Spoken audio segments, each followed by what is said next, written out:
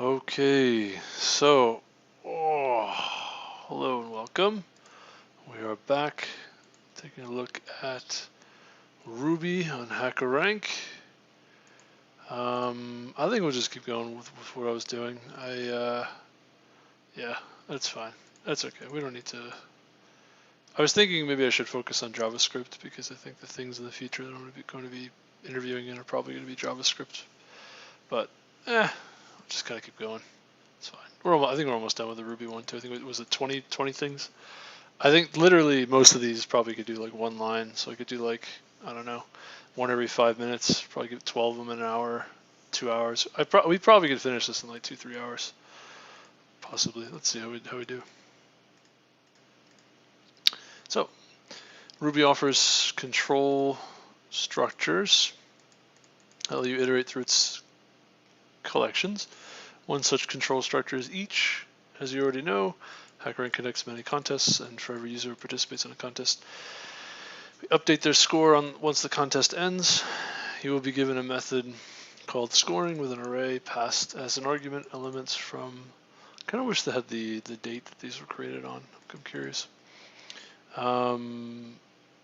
You'll be given a method called scoring with an array passed as an argument. Elements of the array are of the class user. User class has a method update score. Your task is to iterate through each of the elements in the array using each and call the method update score on every element. So array.each do user call update score on user here. Oh, okay. Sure.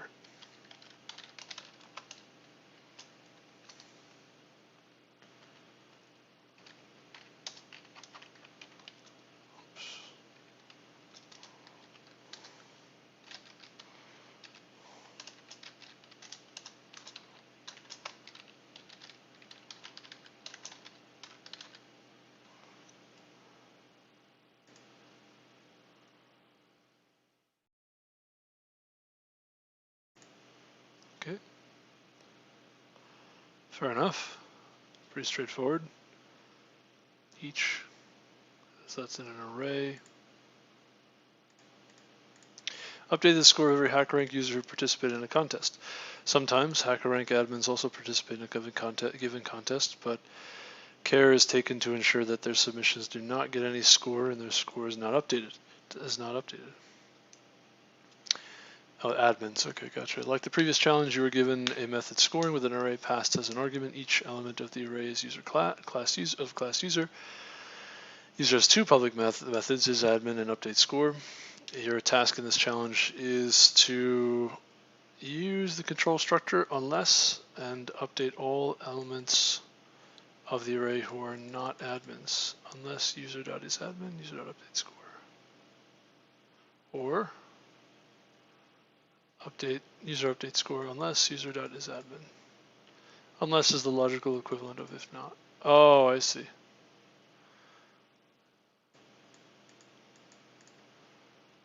Oh, I see.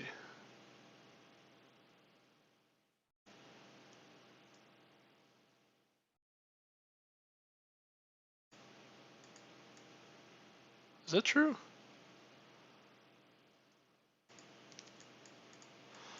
Oh, I see it. If not, so unless. So don't do it unless. Or do this unless. Oh, I see. So unless is an if. Okay. So in the arrays, we have array, each, again,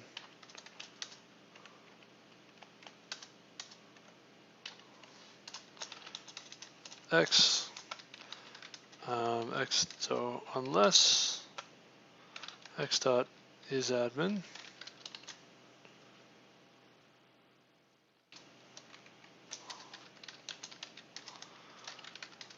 There's also an if not you can use.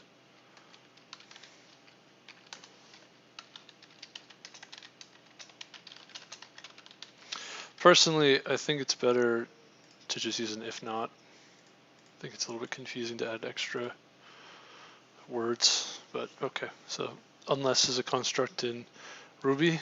Okay. Ruby's got everything, man. They've got all kinds of things. It's quite the programming language. Also, what happened? We get stuck. How are we doing on time? Yeah, 5 minutes. We solve one every 2.5 minutes. I think we'll be done within an hour or two. All right, let's try again. Come on, this is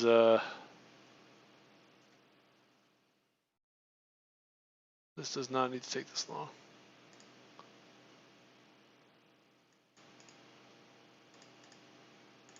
What happened? What happened?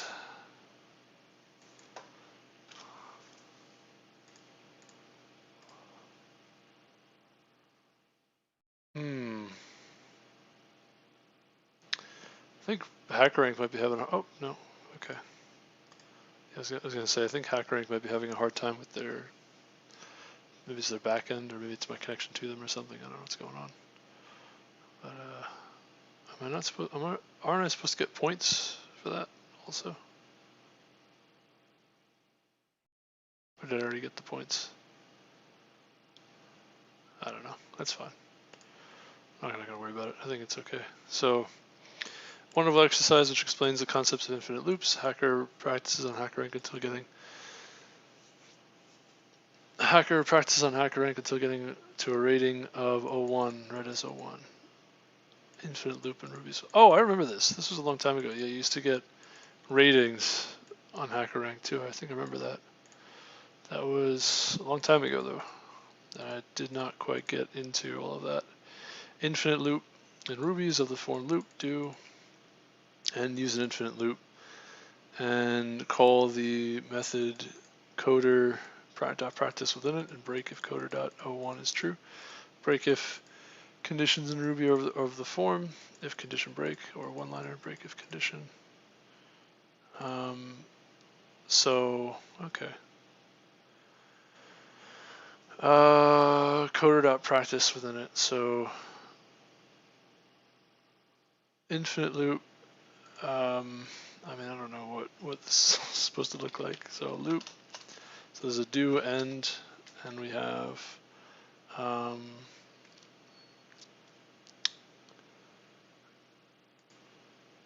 think. Well, can you do loop? Can you try this? Can you do this? Does this compile? Let's start with that.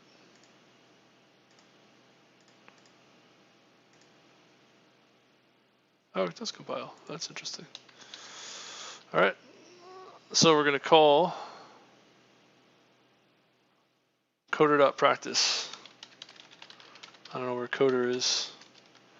So if coder.is1, no, 01.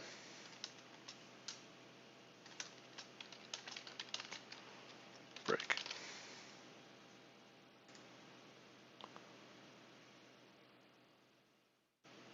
Yeah. Do you do it this way? That's interesting. So it, oh no, I'm sorry. The loop is fine. It's the if that needs the end. Yeah. Can you do it without an end?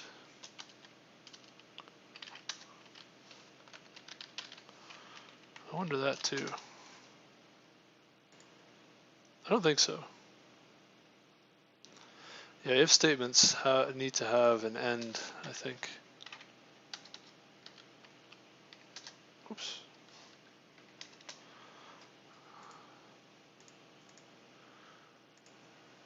Still not 01, and then 01. Finally 01. Practice. So yeah, the loop doesn't require a do end, but the if does require an end. I was gonna say, I think the do end is a block, right? So anything that you're looping in is a block. How many points do we have? 310. Don't we get points for this? We do get some points. Okay. This challenge has a beautiful one-line answer. The hacker practices on Hackerrank until getting to a rating of 01, or as 01. Call the method coder practice coder 01 becomes true. Use the until control structure as logical equivalent while not. A beautiful one-liner, code until condition. Coder practice until. Oh, until, okay. Oh, that's interesting. So you do coder.practice until coder.01. Oh, that's the one-liner. Yeah, that's fun. I do like beautiful one-liners. That is a beautiful, beautiful, beautiful one-liner. A beautiful dot one-liner. Because everything is dot. Dot, dot, dot, dot, dot, dot, dot, dot. All right. Bonus question. Feel free to skip to the next challenge. No, we're doing everything. Hackerrank is written in ROR, and we have various classes defined in it. Ruby on Rails. Yeah, Ruby. Some of them are hacker, submission, test case, contest, etc. You have been, yeah, so imagine what you could build if you learned Ruby on Rails. Imagine what you could do. Yeah, Ruby on Rails is pretty. Basecamp, Hey, GitHub, Shopify, Airbnb, Twitch, SoundCloud. Oh wow, Twitch is on Ruby on Rails too? That's kind of interesting. SoundCloud, Hulu, Zendesk, Square, Cookpad. Kind of explains why they have so many issues. They had a lot of issues over the years. I recall. That's interesting, of course. Open source, sweet. Square, Zendesk, Cookpad, yeah, a lot of stuff on Rails, Ruby on Rails. Twitch.tv. I suddenly miss Twitch. This is actually what I used to stream on Twitch. I used to stream like just practicing programming. That was kind of the whole thing. But anyway, bonus question, feel free to skip to the next challenge. Hackerrank is written in ROR, and we have various classes defined in it. Some of them are hackers, submission, test case, contest, etc. You have been given a function where an object which may or may not be of the above mentioned type is sent as an argument. Given a function where an object which may or may not be of the above mentioned type is sent as an argument. Okay.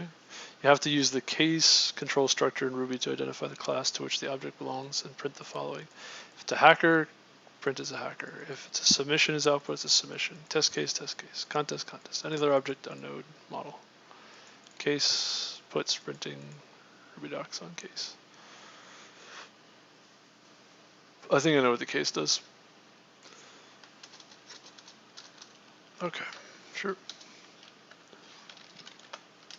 Are you sure? Wait, is it case or switch? All right, I have to look. Yeah, Ruby doc. This is not Ruby Lang, which is interesting. I wonder, is this the official AP? Is this the official AP? I don't know. Which one's which? Which one's official? Which one's not? This one I think is old. I don't know which one's older, actually. The other one seems kind of new to me. But I don't know what. Yeah, I don't think Ruby has like a centralized organization that maintains it, I guess. Something like that. So it's weird. Anyway, all right. Let me not get into all that. I'll just say. I don't know, there are, I think the Ruby doc is pretty good. I should just say that. We'll just say that. Okay, case statement operator. Case statements consist of an optional condition, which is in the position of an argument to case, and 0 or more when clauses. The first when clause to match the condition or to evaluate to Boolean truth. If the condition is null, quote unquote wins, and its code stands as executed. Stanza, okay. The value of the case statement is the value of the successful when clause, or nil if there is no such clause. A case statement can end with an else clause. Each when statement can have multiple candidate values separated by commas. So when 1, 2, 3 puts when 10 puts else puts some other number. Okay. So you have when, and you can separate by commas. Case equality success when candidate is determined by the case equality or 3-equal operator. The above example is equivalent to 1 3 equals x, 2 or 3, 3 equal. Whoa. It's 1, 2, or 3. Okay. It's typically overridden by classes to reflect meaningful case statement behavior, for example. Checks for a pattern match from the string. Oh, that's interesting. What's the 3 equal? I actually kind of want to use this documentation, Ruby 3 equal.mov.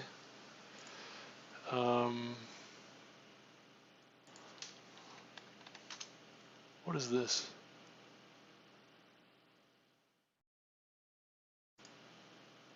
Oh, that's not what I wanted. Well, alright, that's fine.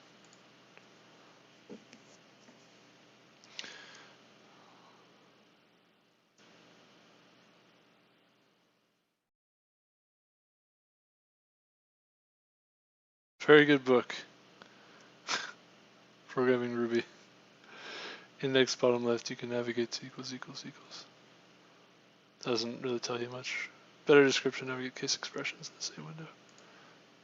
Case expressions. So let's go to the core.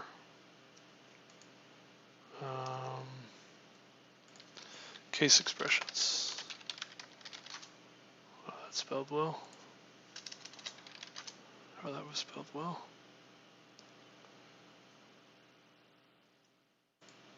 Maybe this is what we're looking for.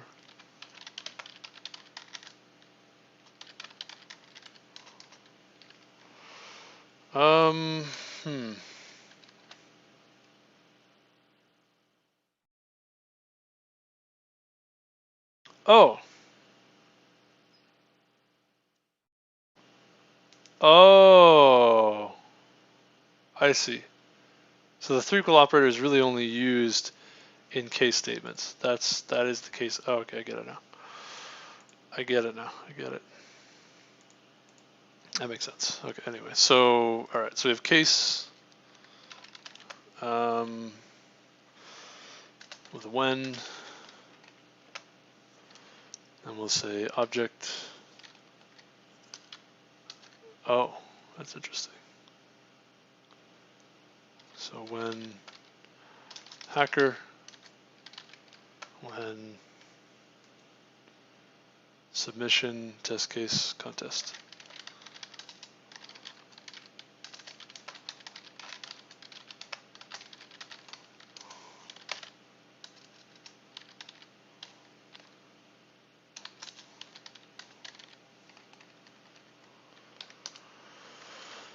Puts, and we're going to say each of these things.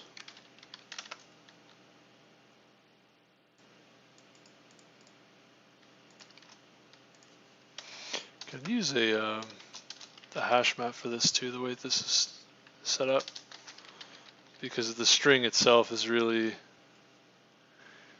actually, you know what we're going to do.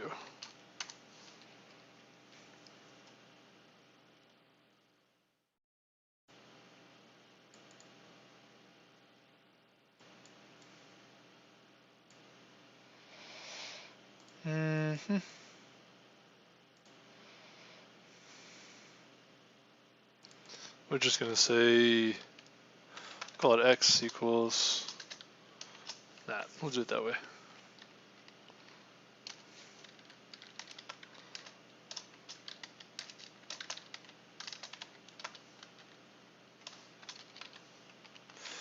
It's an x.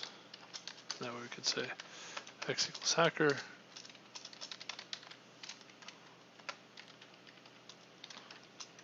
Submission.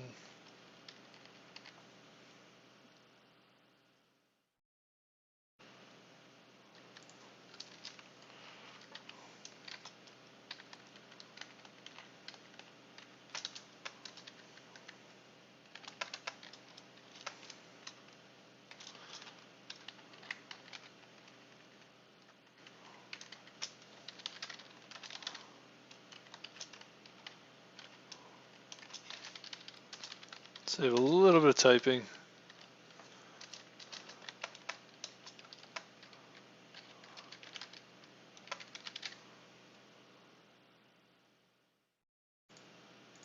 go for that. Oh, look at that. No kidding. Neat. Night. Neat. Very neat. All right, control structures. Got our star. Very good. Let's keep going. Let's keep going. See the control structure each used on an array. Similarly, it is available for the hash collection as well. On hash, it works in two ways.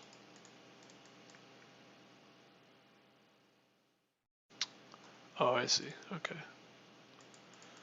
I don't know why they're calling it control structure. I guess I don't really know. It's more of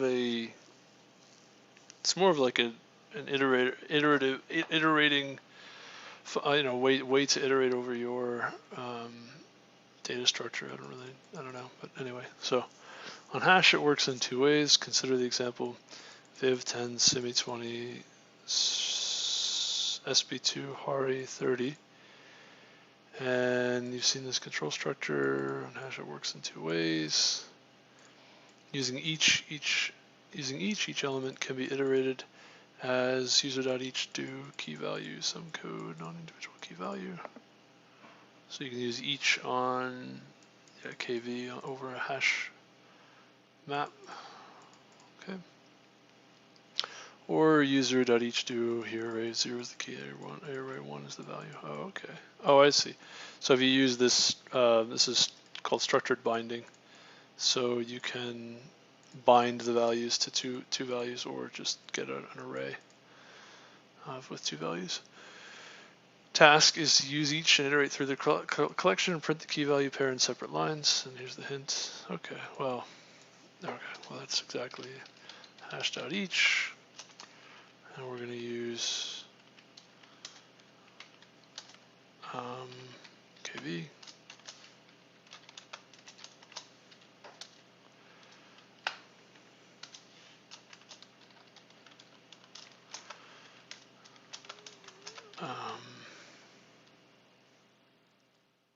Print key, puts key, puts value. I think that's what they want. Okay, that's fine. So these are things that are kind of obvious. I kind of already know these things. I'm not sure how much value it is to go through all this, but I guess it's good practice. I don't know, or some reasonable practice. This challenge will show you ways in which we can add key value pairs to hash objects, delete keys from them, and retain them based on logic. Consider the following hash object. Add key value pairs to hash objects, delete keys from them, and retain them based on a logic. Okay. A new key value pair can be added using this using the store method,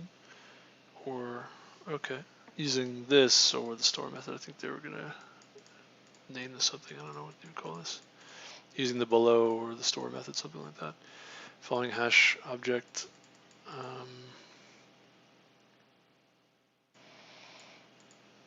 Default to 0. An existing key can be deleted using the delete method. For destructive selection and deletion, we can use keepIf and deleteIf as seen in array selection. Oh, we didn't solve this one yet. Come back to that. We can use keepIf and deleteIf. So keepIf, key value key modulo 2 if it's an even key, or deleteIf it's not an even key, and both of those will get the same. Oh, I see. With this hash map. Oh, I see. So H is this is our hash map, and then perform this operation. This is what's left. Non-destructive selection or rejection, we can use select, reject, and drop while, similar to array selection. So this won't delete the hash map. This will give you a new hash map. Selection, array selection. In this challenge, a hash object called Hackerrank is already created. You have to add key value pair, this one, to the Hackerrank object using store. Retain all key value pairs where keys are integers. Is a integer.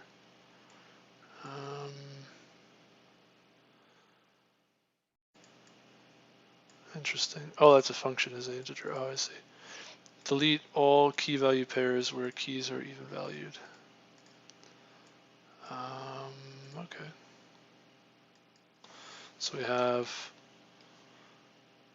Hackerrank.store 543212100. Retain all key value pairs. Hackerrank.keepif.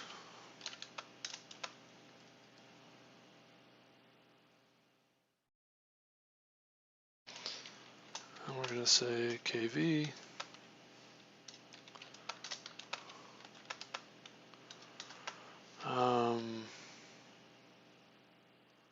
Key is a integer. I'm assuming that's a function that takes in a class name or object or something. And then the other one is delete all key where keys are even, and Hackerrank.delete if, and do a similar thing, KV K dot. Now you can do is even. That's the thing too. Let's try that. Is a. Oh, I see.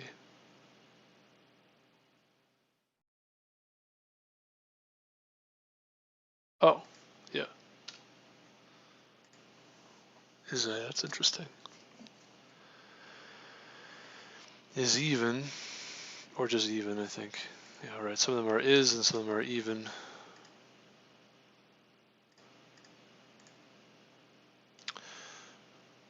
Only integer keys are retained, and all right, let's look at is a. Kind of wish this would objects. Oh no. Looking for the standard library here.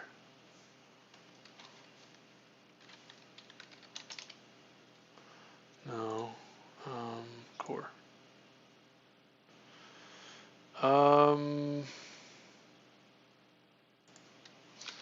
Is a. There we go. I like that. That's a good search.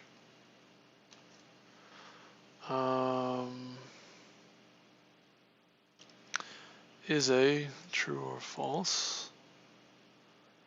If class is the class of object, or if class is one of the superclasses of object, or modules include an object. So really, this could be any class name. That's interesting. So it literally works exactly as you'd expect. Neat. Okay. How are we doing on time? All right, about 30 minutes in. Okay, not too bad. Not really much to say about that, other than there's delete and keep, and there's all the selection keywords available that we could look at to destroy either create a new hash map or destroy the hash map. Excuse me, that we're modifying.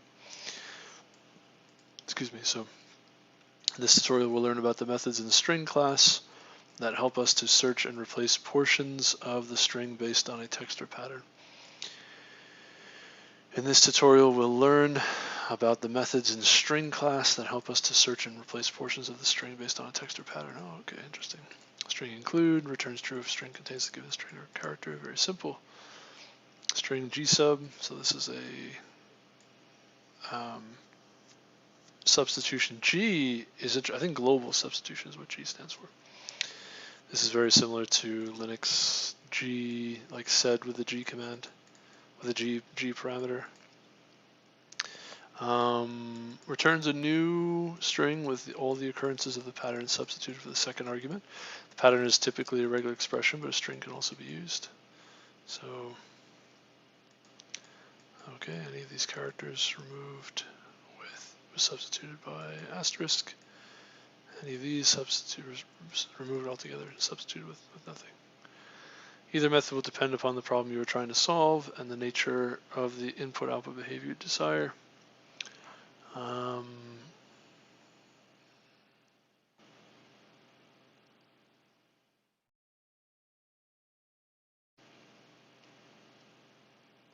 you can use a string or regular expression. Okay, interesting. Okay.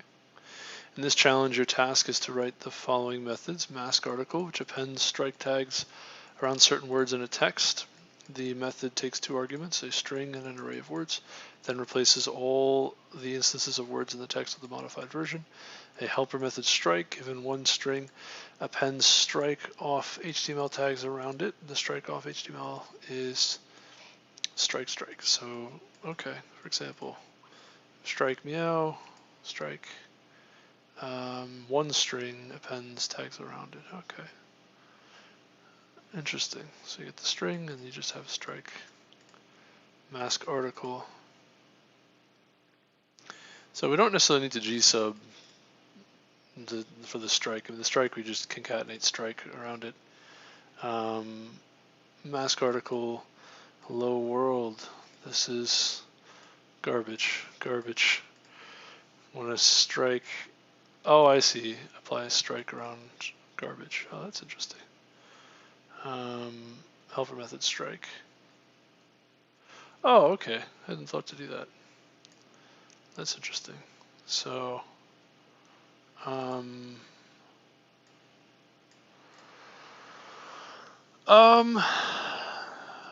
you really need a helper method for that though? If you just replace each of these strings, even one string appends strike off HTML tags around it. Around certain words in a text, method takes two arguments, a string and an array of words, then replace all the instances of the words in the text with a modified version. I don't think, given one string, a little confusing, I think. Okay, well, whatever.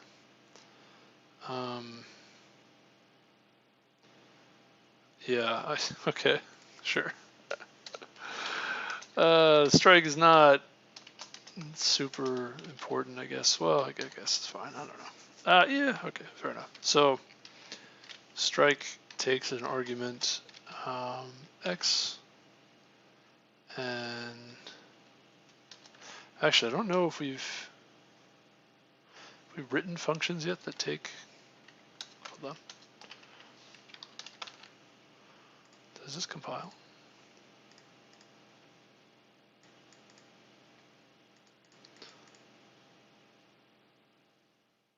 Oh, okay. So yeah, we have strike and concatenate that with x and strike HTML tags. Okay. And now we have the other one, which is mask article, which takes string s and an array of strings. And we're going to say for each array of strings, we're going to perform, so we're going to update s as well. We want to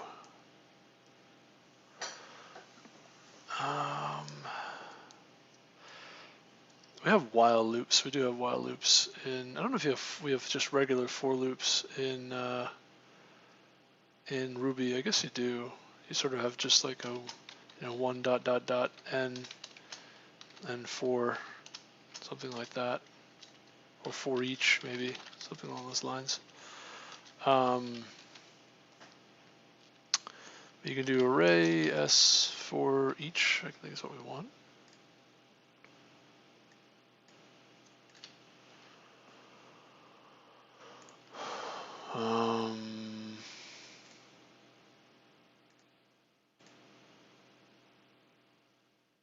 say 4 for each.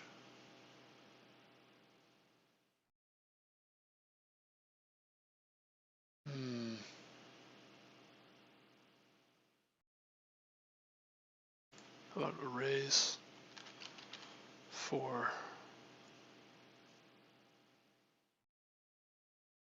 Iterating over arrays. Here we go. Each. Just do each.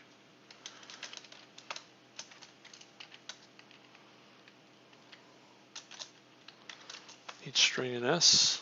Oh, no, no. Call it string. ST. We're going to say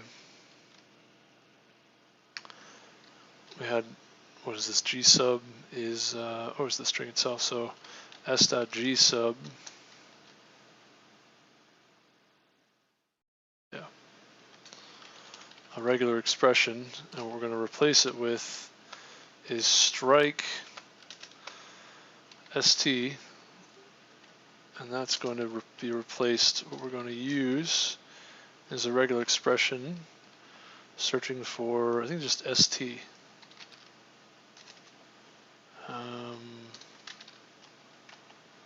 Something like this.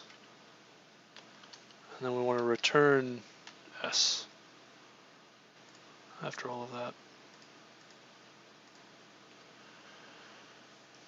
Unexpected identifier, expecting do or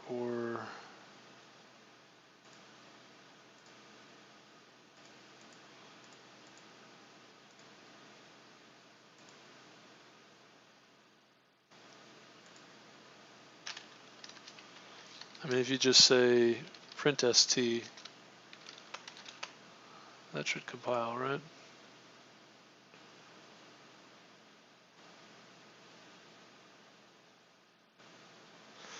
Now, I guess my question is, do you need something like this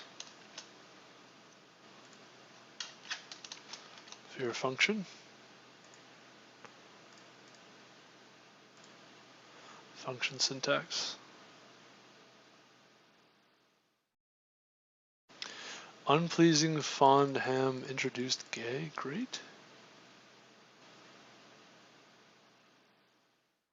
Output of your main method. Now my question is the function structure.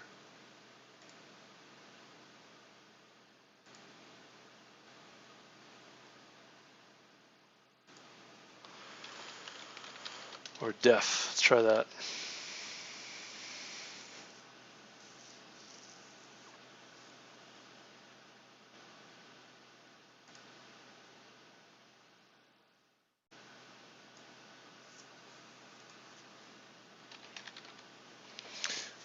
How do you, where's the Ruby def?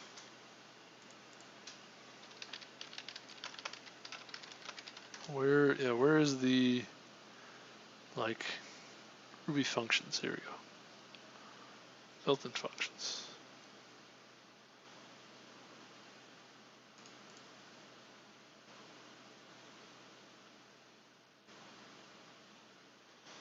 How about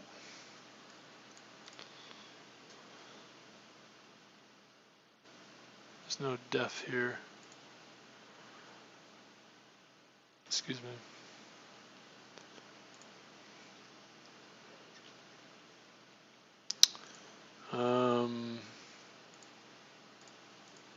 I don't know. How are we doing on time? 40 minutes. Diesel exhaust fluid.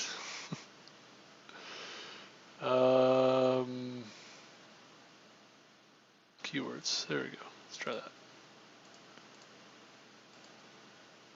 rubydoc.com, rubydoc.org.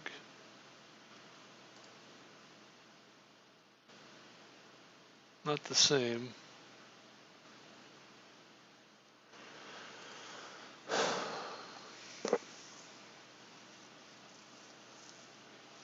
Alright, we're not going for that one.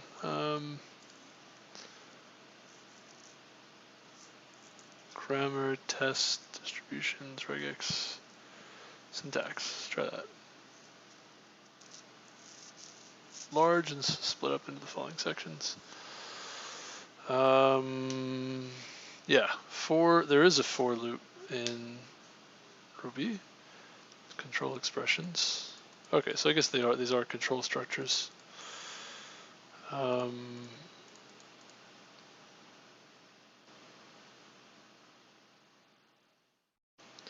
can we click on these?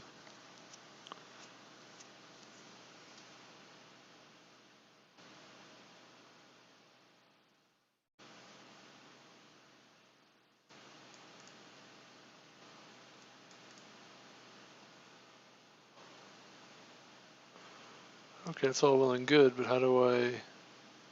Oh, I see. I see. So the syntax, so we're looking for, what was I even looking for now? I think, oh, it's wrong. I guess each is what I'm looking for, but also the control expressions. For is what I wanted to know. Simple expression. Well, let's go to the syntax.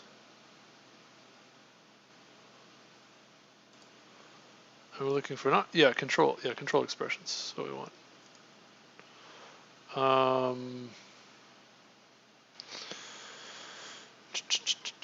Ternary if, unless true, if not true, if and unless. Case expression. All right, we're looking at that before. We got the triple operator here, the 3-quel, loop, while, okay. Until is similar to loop. For loop, oh yeah, okay. For value in, take the iteration argument followed by n in the values to iterate over using each. Do is optional. It's 1, 2, 3.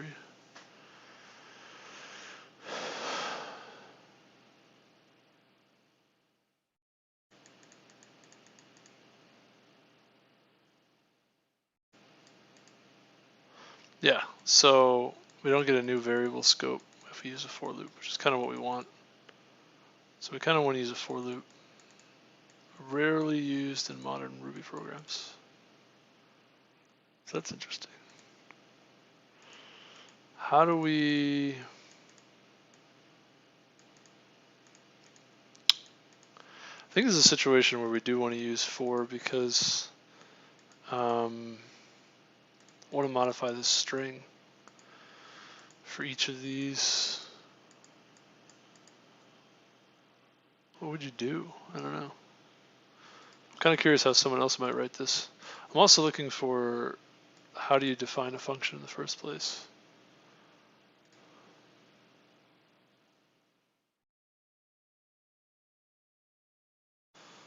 Method and argument syntax. So method. I think just plain old reading, figuring out how to read, figuring out how to read the documentation for a programming language, I think is significant too.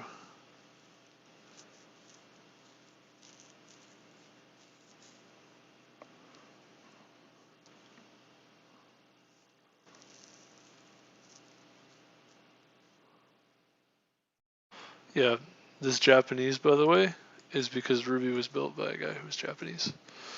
So that's why the Ruby docs have Japanese in it. So by the way,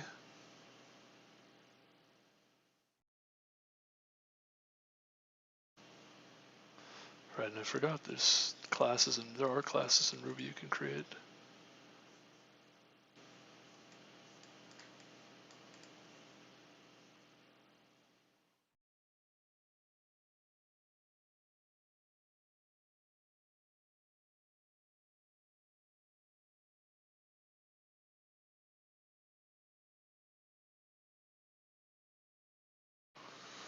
Arguments.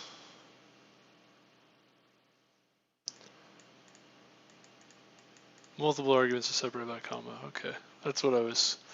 You do have default values. Okay. Array decomposition. Yeah, all right. I'm sorry. If everything's a class, it's like Java, right? Everything's a class, right? That makes sense. Decomposition. Extra parentheses in the arguments. You can decompose, unpack or extract values from an array using extra parentheses in the arguments. So this is supposed to be an array decomposition.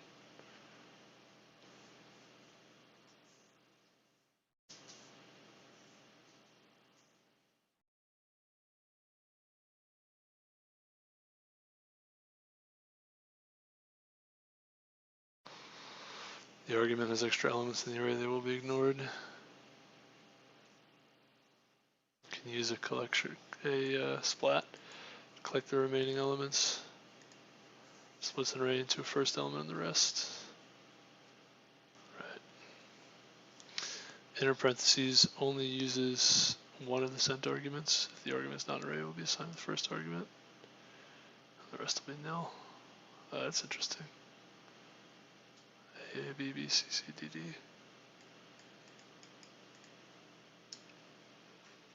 Wow.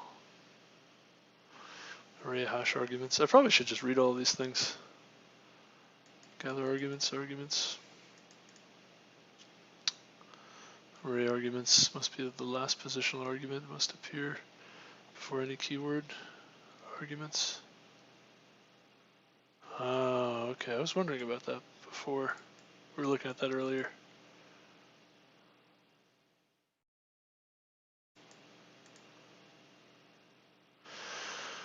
Capture a hash as the last entry if a hash was sent by the caller after all positional arguments. It only occurs if the method does not declare any keyword arguments.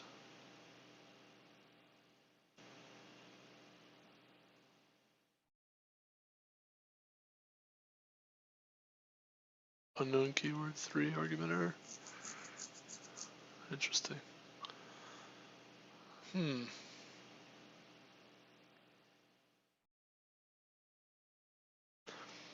Var can be used to ignore arguments of var. Asterisk can be used to ignore arguments, keyword arguments. Default values accepted with arbitrary keyword arguments accepted here. Calling a method with keyword arguments, the arguments may appear in any order if an unknown keyword argument is sent by the caller and argument error is raised. Mixing keyword arguments and positional arguments, all positional arguments must appear before any keyword arguments. Block argument is indicated by an and, it must come last. My block call, most frequently the block argument is used to pass a block to another method. If you are only going to call the block and will not otherwise manipulate or send it to another method using yield without an explicit block parameter is preferred. This method is equivalent to the first method in this section. Only going to call the block and will not otherwise manipulate it or send it to another method using yield without an explicit block parameter is preferred. Equivalent to the first method in this section. My method yield self. There is also a performance benefit using yield over calling a block parameter when a block argument is assigned to a variable. Proc object is created which holds the block. When using yield, this proc object is not created. If you only need to use the block, sometimes you can use proc new. Create a proc from the block that was passed to your method. See proc new for further details.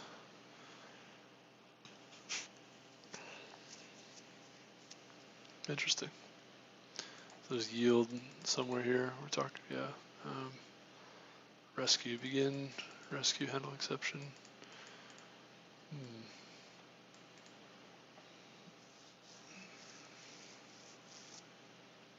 Applied, do not need to use begin or end to handle exceptions. This may be written as rescue code that may raise. Okay. If you wish to rescue an exception for only part of your method, use begin and end. For more details, the page on exception handling. Oh yeah, what's James, Britt, and Rogami? What's the one at the top?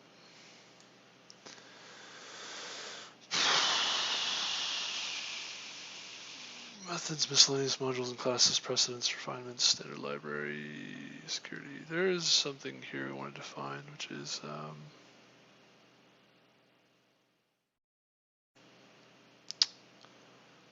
yield. That's what I'm looking for. Python also has a yield.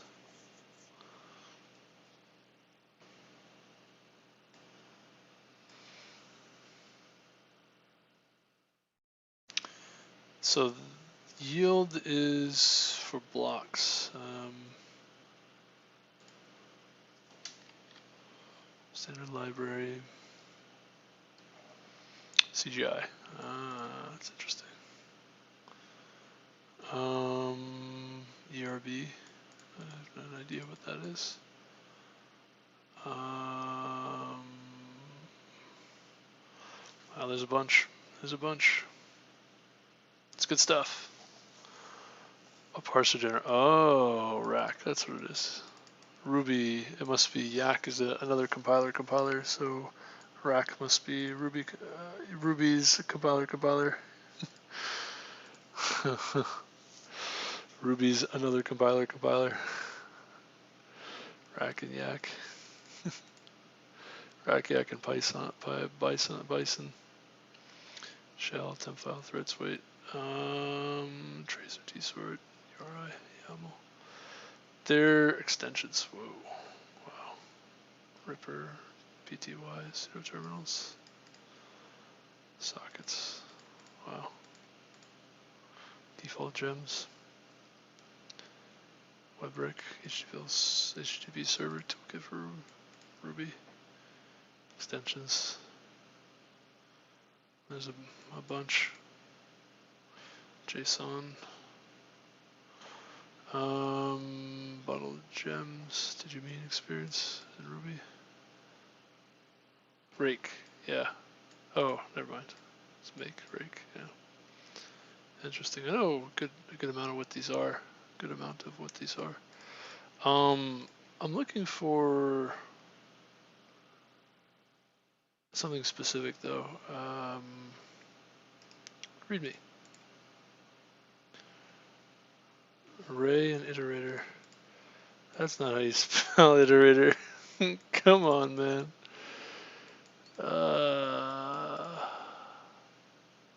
Ring. Rinda ring.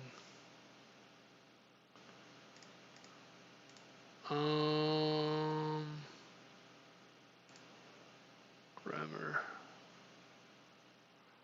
Rack, grammar file reference, case block, user code block. Looking for yield somewhere.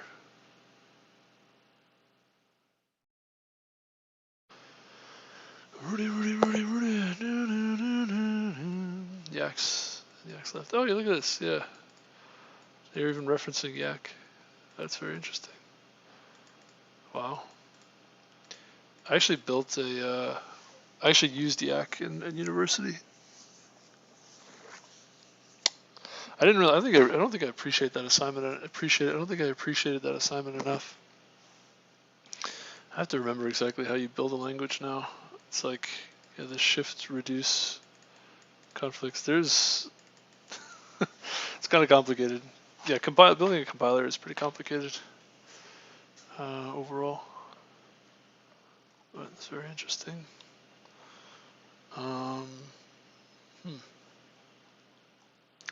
Looking for.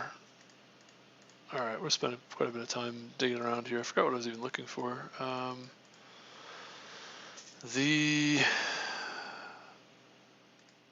Oh yeah, function. Oh yeah, we got the function. Oh, yield. That's what I wanted to find out more about. Yield. Standard library. Security, regex, Marshall. What's that? No. Serialization. Okay, that's fine. Keywords. Yield. It's all the way at the bottom. Yeah. Starts execution of the block sent to the current method. See methods syntax.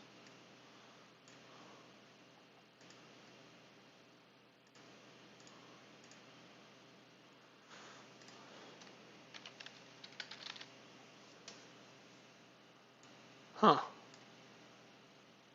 Interesting. Only going to call the block and will not otherwise manipulate or send it on to another method using yield without an explicit block parameter is preferred. This method is equivalent to the first method in this section. My method. First method in this section.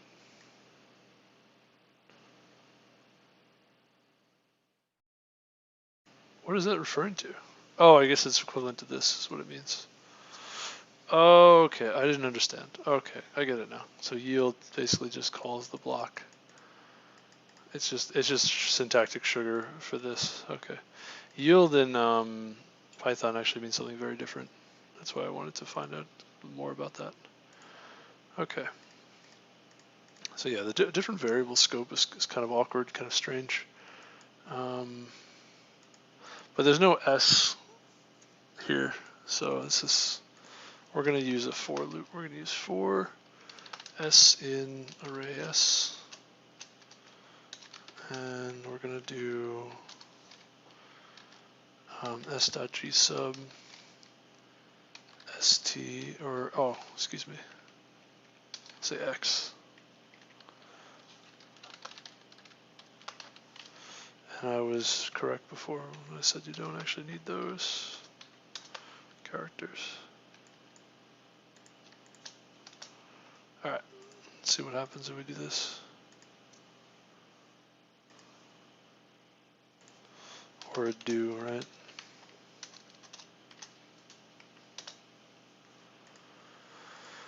Let's try that one.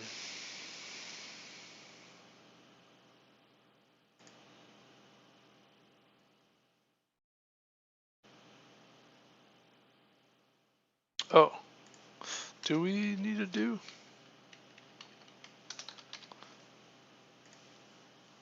Does that really matter? Expected T identifier, expecting do, or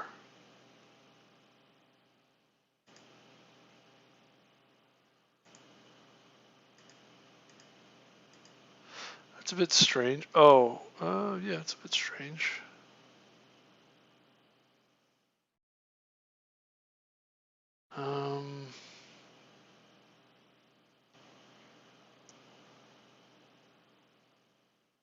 Hmm.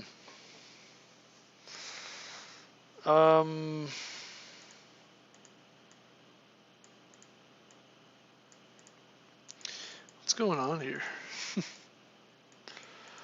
Let's just say yes. Let's put that there. I'm a little confused. I don't know what this error is coming from.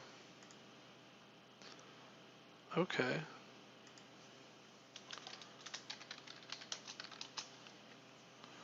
Does this strike X not?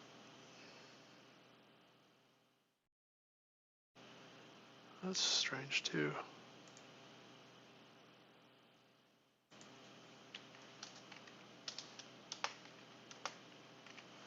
Maybe I just need an extra. I don't know. I guess I need to use function call. Wasn't expecting that, but that's okay. Check the output of your main method. All right.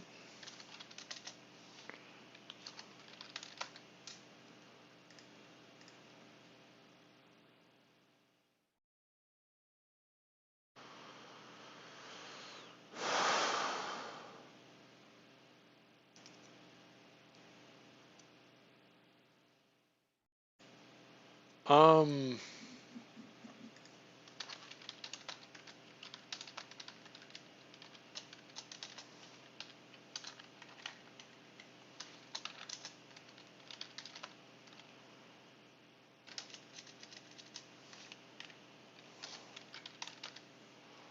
little confused here. Unpleasing, unpleasing. Advantages nor expression unpleasing should lead mad.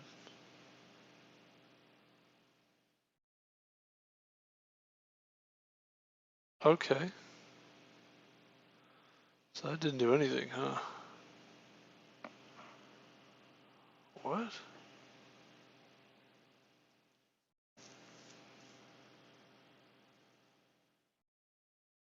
All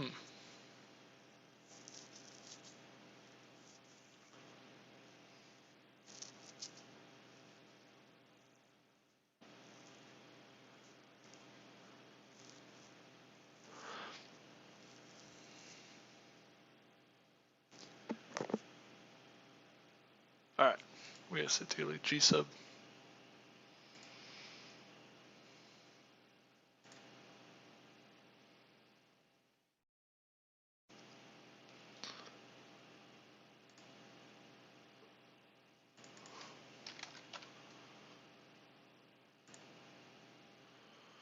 What does this one do?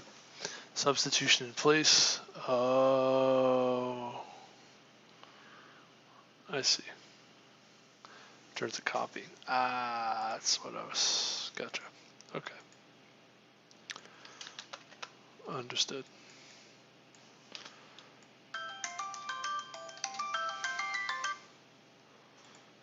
Alrighty.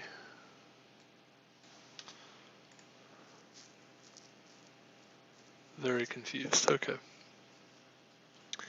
So how much time we have? I figure another couple hours we can go, and then I'll go to bed. But what I'm wondering is, wondering if there's maybe a better way to do this. Also wondering if this syntax works with the for loop. Yeah, reading the documentation I think is a lot better.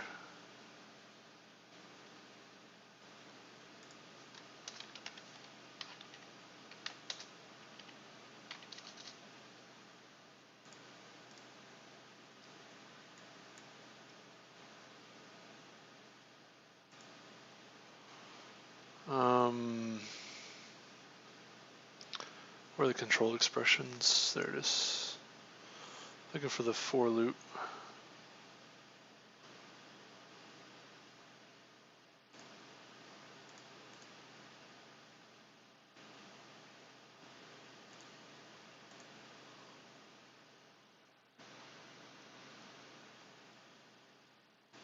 The do is optional.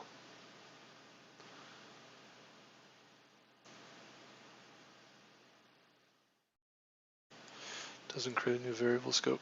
So what I'm wondering is, can we? Yeah, you just don't. You just need to end. That's all. What I'm wondering is, array s dot each. We have string x. I have this s equals s dot g sub x strike x, and then return x, or return s. What does this look like now? Oh, this works too. Okay, that's what I wanted to do originally. Yeah, even though it creates a new variable scope, this s is going to be included in the scope. How would you express that? It's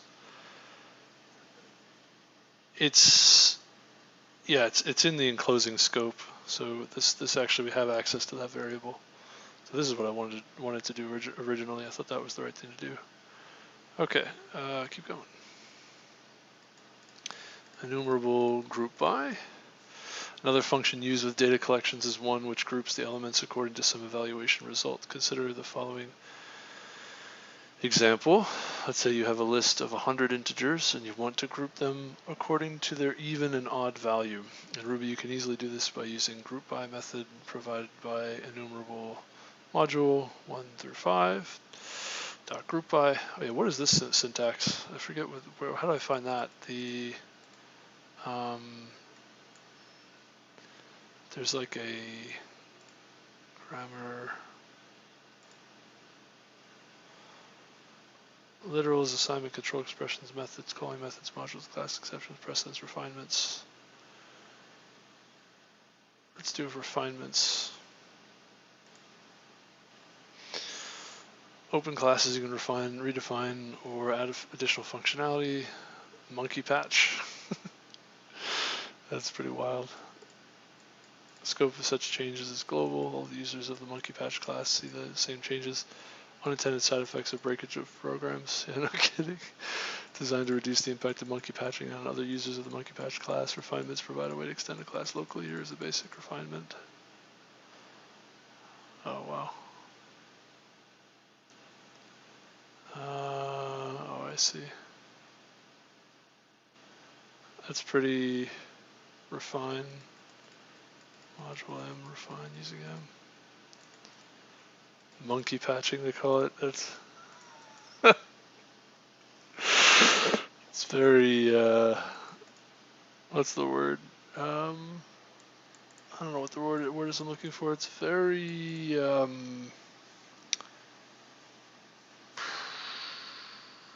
not prescient or prudent or fitting. It's just that it's fitting. It's a fitting thing to call it monkey patching. So who's this monkey that changed this? Did that? Who did this? Alright, so this is kind of somewhat complicated, but not something I really need to get too involved in.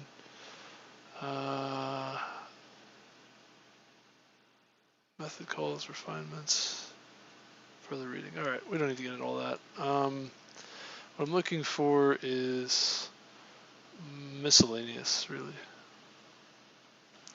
New line is the end of an expression when ending a line with an operator, open parentheses, comma, etc. The expression will continue. Can end expression with a semicolon, most frequently used with the Ruby-E. Oh, that's interesting. So a new line as the end of an expression, ending a line with an operator, open parentheses, comma, etc. The expression will continue. Okay, I see. Yeah, I didn't kind of notice that. End an expression with the semicolon. Okay. To end it early, I guess. Does not require any indentation, or typically Ruby programs are indented 2 spaces. Okay. You run Ruby with warnings enabled and have an indentation mismatch to receive a warning. Alias keywords, most frequently used alias methods. Alias method, you can use either its name or a symbol. Excuse me, new name, old name. New name, old name. I forgot what these things are called as well. Methods, alias method can often be used instead of alias. Or alias method. It's like the same thing, I think. Alias to alias global variables. Old alias, new old, new. Oh, it looks like this is how you define a global variable too. Alias in any scope. Undef keyword prevents the current class from responding to calls to the named method. So you can undefine a method. Symbols instead of method names. Oh, you can undefine symbols too. Multiple methods. Oh yeah, that's what it's called. Symbols. Yeah, Ruby has symbols too. Forgot about that. That's fun. Undefined multiple methods. Use undefined any scopes. See, undefined. Defined is a turns a string describing its argument. Alias method. New name, a new copy of the old name. This can be used to retain access to methods that are overridden. Interesting. That's interesting.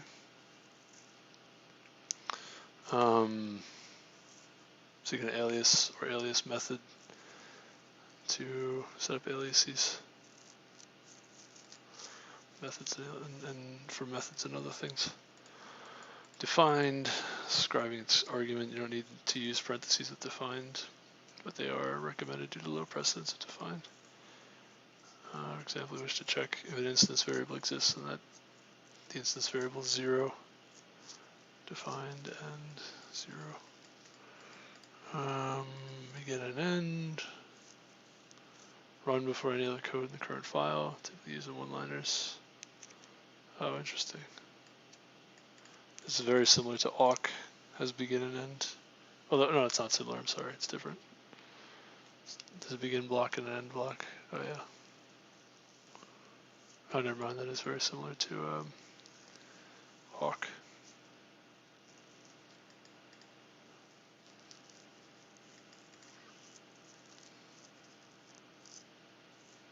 End defines a block run after any other code. I know it's miscellaneous, but I'm looking for operators, I guess. Assignment, what is this? Oh, this times, yeah. This is interesting too. There are so many different like looping ways to loop. Where is that time? Where is that defined? The times.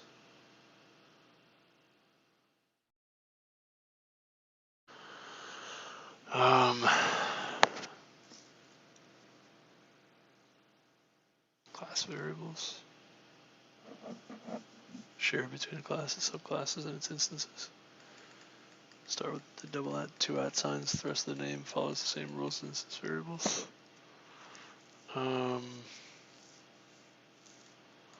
Update a dot update, a value, b value. Can update using objects from either class and the values shared. Just struck me that there was a program we were working with at my job that man, I really should have just like sit and read the language document. There's so much reading I need to do. I should just like sit and read the language documents. There was a Ruby script at my job that we were using a static variable, and not realizing that this is a static variable. I should have realized that, but I didn't realize that at the time. I could have improved that script a long time ago and could have made like a pretty big impact because, or not a big impact, but an improvement on the software, because there was an issue where we had to restart a program every time an update was made because one of the variables, the static variable, wasn't performing updates for when those changes were being made. So yeah, so every time you made a change, you had to restart a program, so that way it would bring its state back up, and sort of reload the changes, which it didn't need to. Like, you could have set things up in such a way where it would have automatically updated the variables. And actually, I think the way to do it would have been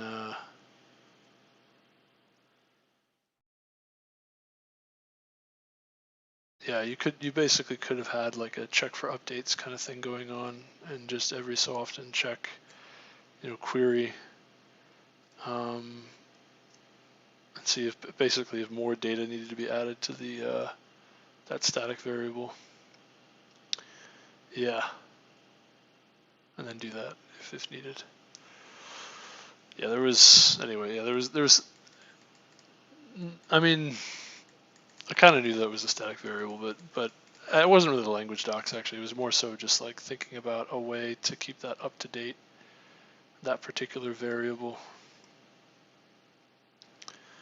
Yeah.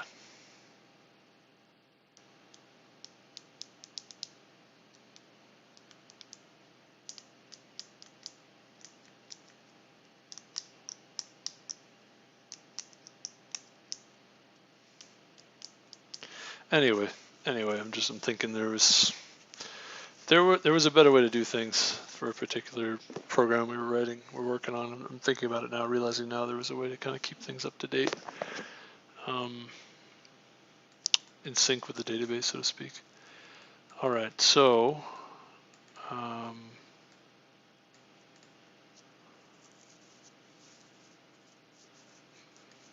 instance variables.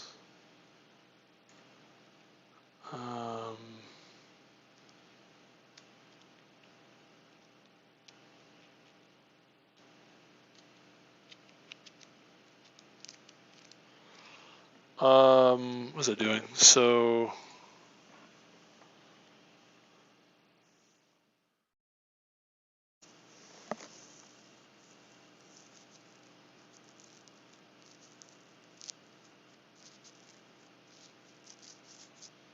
forgot what I was even doing. Yeah, it's just like my mind just went to a whole different place. Okay.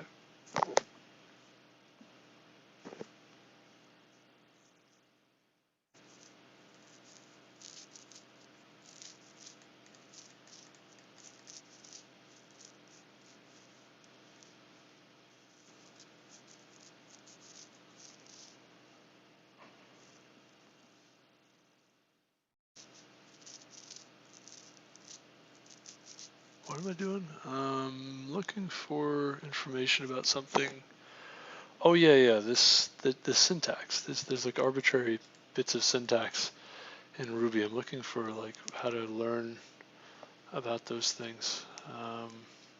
There's instance variables, local variables, and methods.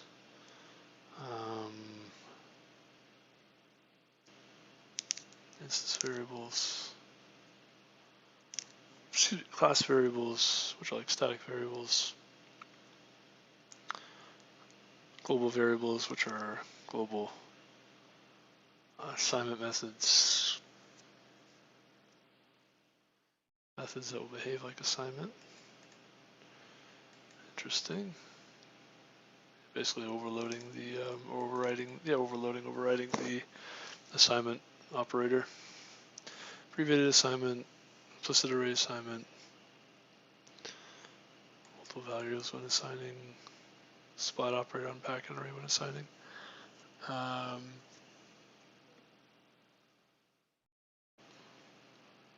Similar to multiple assignment. Implicitly creates an array. That's interesting. Can split anywhere on the right hand side of the assignment. Oh, that's interesting. You can assign multiple values on the right hand side to multiple values. Neat.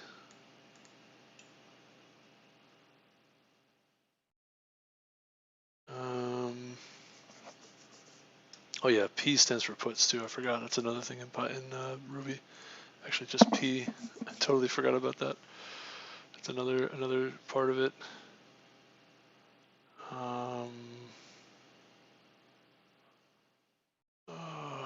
Rake decomposition.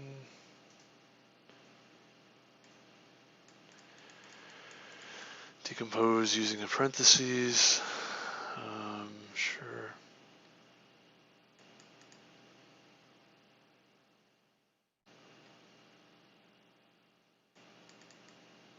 Gather arguments in the decomposition. So A, B, C would be 3, 4, B, and C. And then D would be 5 and 6. That's interesting. Not really looking for this though. I'm looking for keywords. Let's really find times. Oh. Okay. Well, guess not. Global is extension C. Following data types.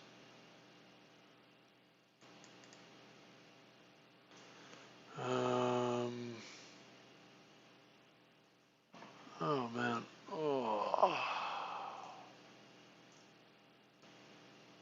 So this is extending with C or C, I guess C++ or just C.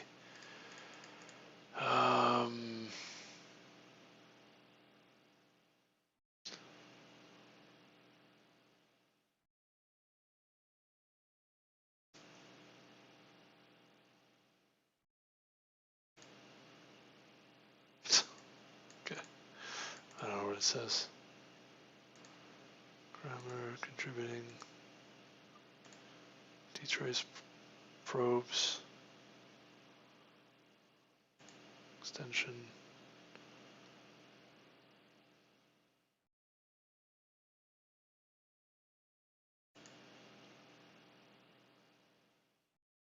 Predefined variables. There are a few.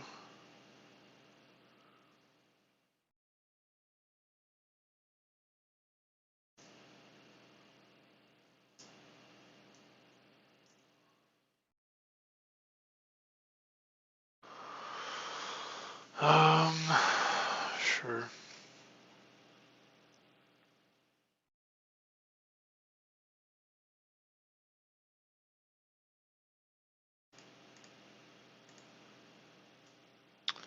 Syntax assignment. Student library regex, Marshall maintainers keywords, globals extension, calling methods.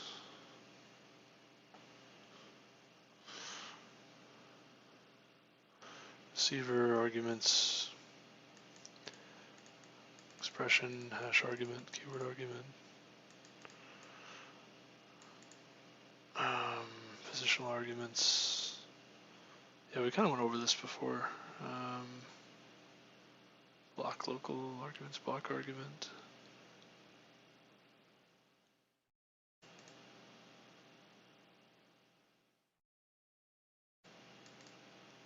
Sends the block to method 1.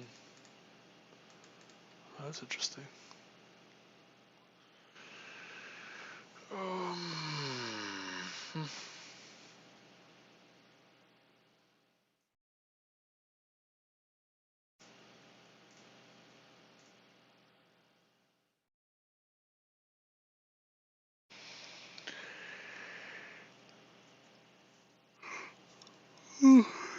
Excuse me. So there's something with blocks too. We could look at that later.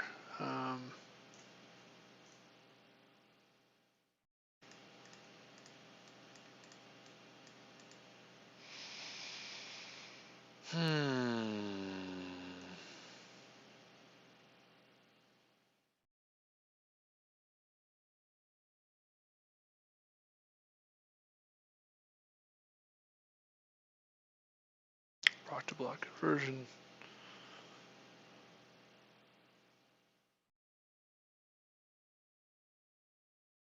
Method lookup. I'm looking for something in particular though.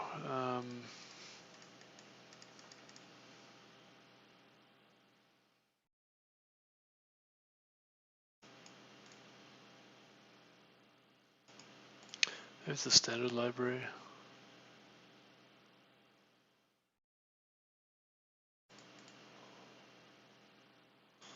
No.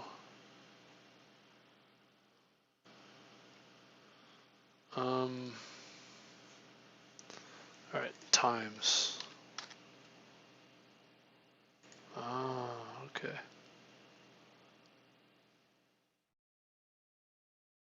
Interesting.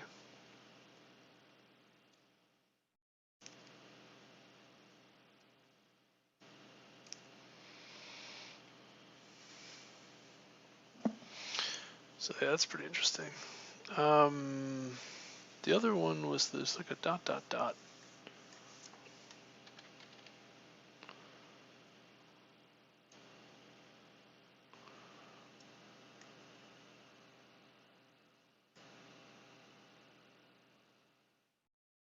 So I don't recall.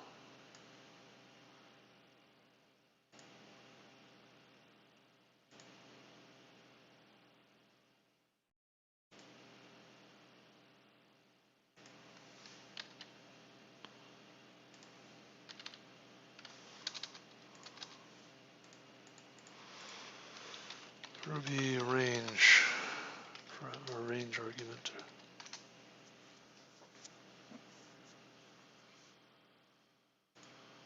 Maybe this is what I'm looking for. Oh, this is exactly what I'm looking for. Okay. Range represents an interval. A set of intervals at the beginning and an end. Range has been constructed with using the s.e. s.e. Literals are with new.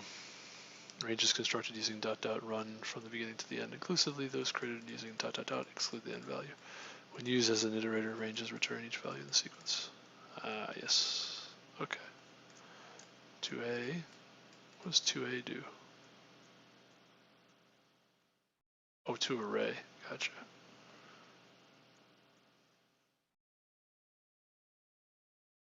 Start and end is S&E. Okay. Beginless, endless ranges. Semi-infinite range. Which is infinite. I mean, it's an infinite, but semi-infinite. It's infinite on one side or the other. Well.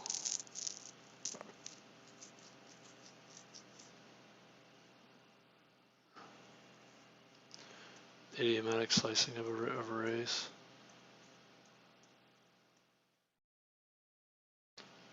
two. Oh, okay. Oh, interesting.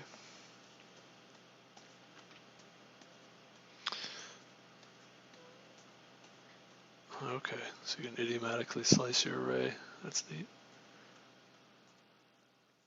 So basically we just used a range before Or there was some range we were operating on. Okay, I get it. So there's things you can do with ranges though. There are things. Entries. Items in the range.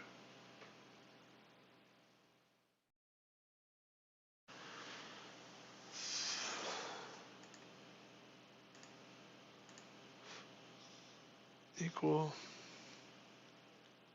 First n. Hash include. Okay. So there are things we can do.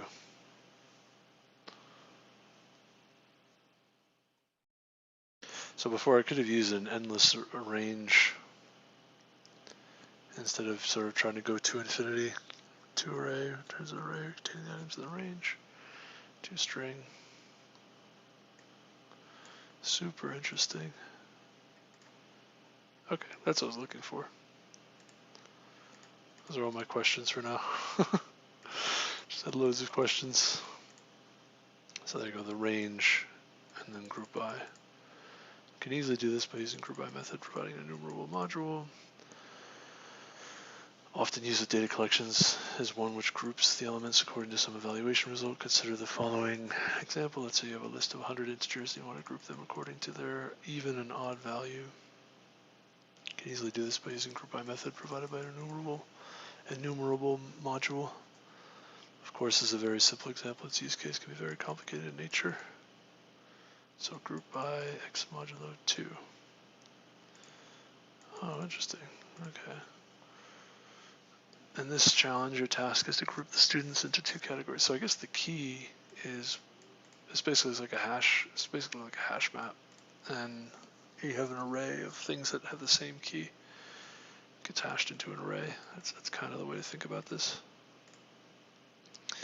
In this challenge, your task is to group the students into 2 categories corresponding to their marks obtained in a test. The list of students will be provided in a marks hash with student name as a key and marks obtained out of 100 as value pair, along with pass marks as argument. The method group by marks must return a hash containing an array of students who passed as value to passed key and those who failed as a value to failed key. If a particular key is empty, don't return that key. For example, marks. These guys group by marks 30 failed. These guys passed, and Mohammed. Yeah, they all passed. Okay. And then the key is empty, don't return that key. Okay, fair enough. So I think I got it. Pretty straightforward. So we could do group by. So we can say marks and pass marks.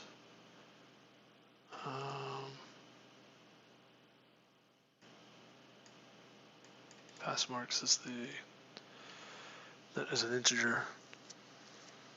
So we say group by x items, and we're going to say the key value. So we can say marks.items dot group by key value, and we'll say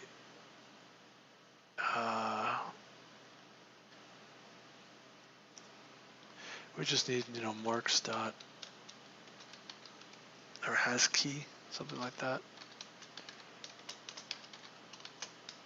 or has value or something, or value's not nil.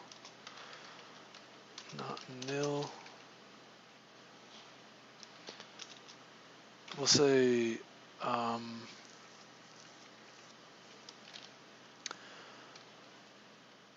we're going to say, we'll say not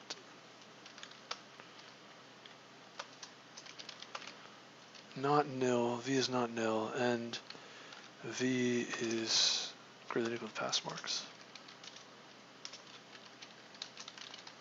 Something like this.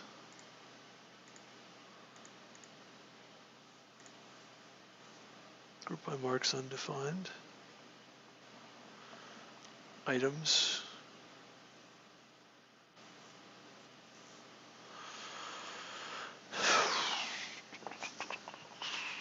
We need to go to the hash.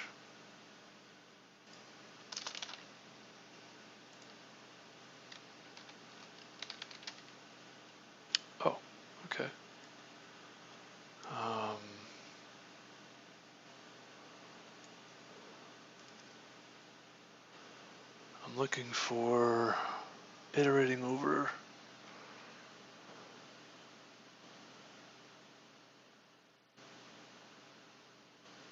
subsets and supersets.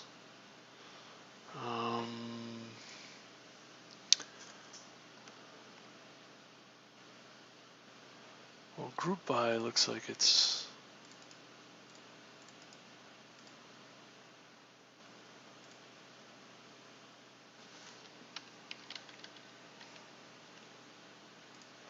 is any enumerable. So I actually think you can use any hash. But the thing is, so you might be able to just go directly this way.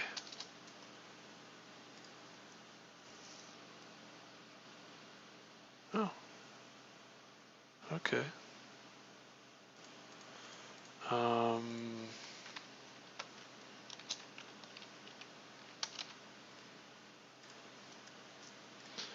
See, what does this print out? True is all of them. Well, that's interesting, but it's not true that we want to use. We actually want passed and failed. So we say if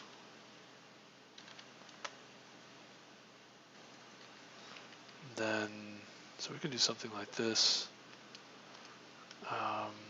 If not,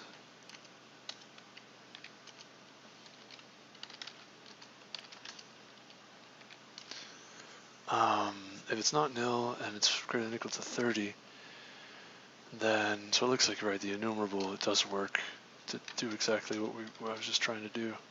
But I do want to, so we say passed is the key, otherwise failed.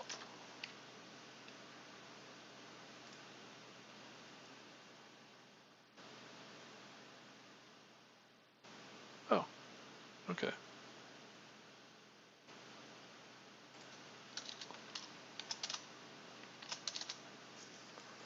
Pretty interesting. Let's go for it. Hey, you got there. All right. Wow, that's really interesting.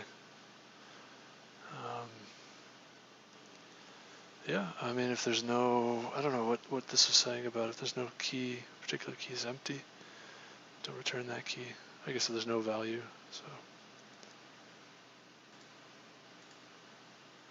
I think we can move on to the next one. I don't know, there we go. Okay, I got my points. Let's keep going. Oh, no. Okay. That was time. All right, hour and a half we spent on Ruby. It's so fast. We'll give it a minute here, and then we'll just jump to the next one.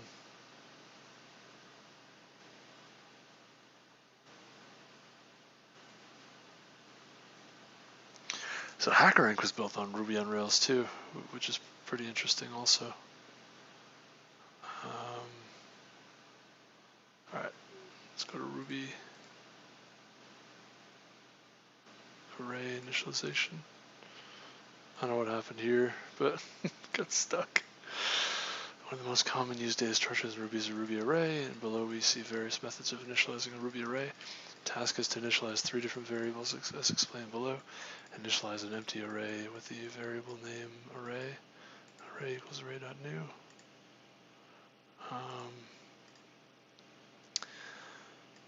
Or array equals opening and closing brackets. Initialize an array with exactly one nil element in it with a variable name array1. Okay. Initialize an array with exactly 2 elements with a variable, with an array with exactly 2 elements with value 10 in it using the variable name array2. So new 210 or 1010.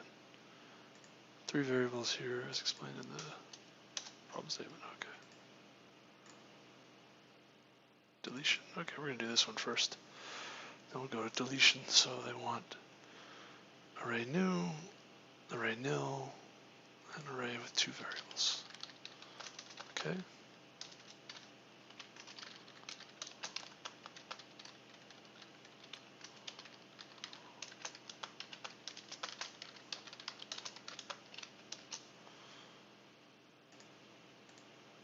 deletion. The array has various class methods for removing elements from the array. Let's look at the array.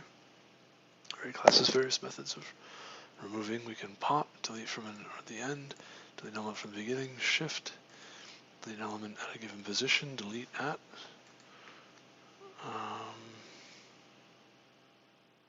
Okay, so we got there.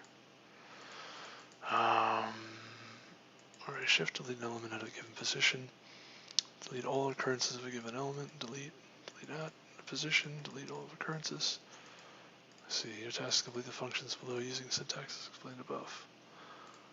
Go to the next one. End array delete the element from the end of the array and return the deleted element. So x equals array.pop. I actually think that's all you have to do. If you pop it, I think you'll add it. Shift.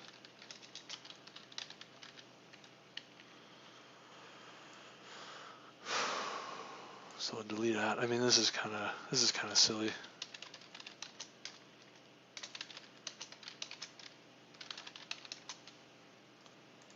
And then returns array, right?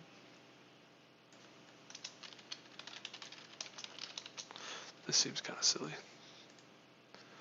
Ruby array index part 1. Array collections offer various ways to access their elements. The positions are zero index. Objects of the array can be accessed using the opening closing bracket method, which may take various arguments as explained below. 9, 5, 1, 2, 3, 4, 0, -1, a number which is the position of element. Array 4 is 3, or array at 4 is 3, range indicating the start and the end position. Yeah, so this is a slice, indicates both indices are inclusive. 5, 1, 2. 1 to 3 indicates last index is excluded. 5, 1. Oh, we got there. Oh, wow, that was it. Okay. So the pop and shift will actually return the elements that were removed, and then delete at, as well as delete val. These will both return the arrays left over, so that's interesting. Range indicating the start and end to the end position. Indicates both indices are inclusive. Indicates the last index is excluded. Start index and the length of the range. Oh, okay. So this is the range length. So you can do it that way too. So there's different ways to slice arrays, and access elements of the arrays. Task is to complete the functions using syntax explained above. At this position or array index. So this is, or at. Inclusive range, you can use slices. Start position, end position. It's a little bit different than, and you want to be exclusive.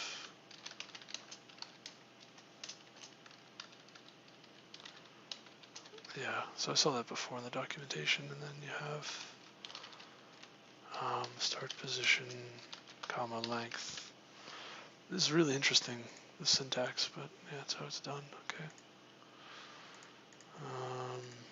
How are we doing? We got, yeah, hour and 40 minutes. Okay, not too bad. This is what they wanted. I mean, I get it. Array class also allows to select and return a subset of an array based on some criteria defined in a block. A block is a group of code with opening and closing brackets that accepts a variable returns a value, selecting elements that satisfy given criteria, rejecting elements that satisfy given criteria. Oh yeah, we were looking at something like this before. It says select and reject blocks. Sure. You can see the original array remains unchanged. This is called non-destructive selection. For destructive behavior changed to the original array, Ruby provides the following methods.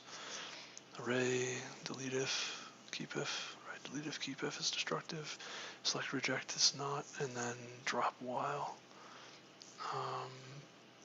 Block returns false the first time. Okay, that's pretty interesting. While a is greater than 1, you drop. All of these are non-destructive. Select reject and drop while. You can also do drop until, I think.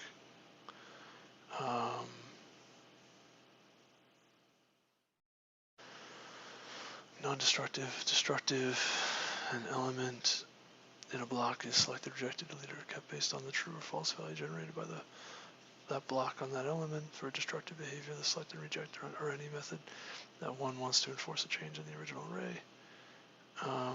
A exclamation mark can be used at the end of the method, so select and reject. So select and reject is similar to keep if or delete if. In this challenge, you have to complete the functions below using syntax as explained above. Select and return all odd numbers. So array select x odd numbers from the array variable array. Reject all elements. Array.reject all elements which are divisible by 3. Divisible by 3, modulo 3, so that's 0 really, so or just not.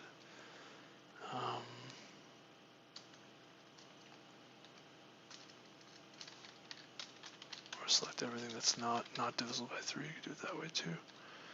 I actually want to try something reject and use not. Delete array, delete all negative elements.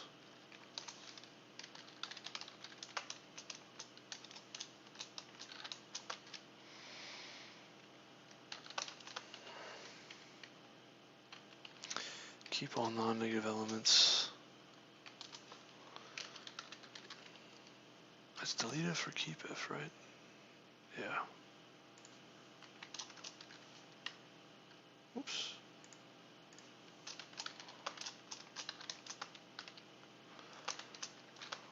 Sure.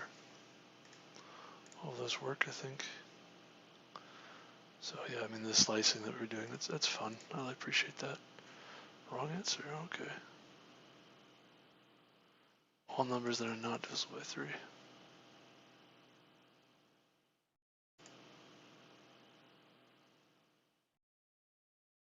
Okay, I wasn't sure if this would work or not. Yeah.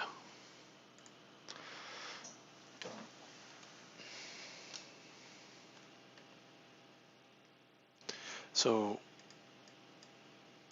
what's interesting is if you use this one, x modulo 3,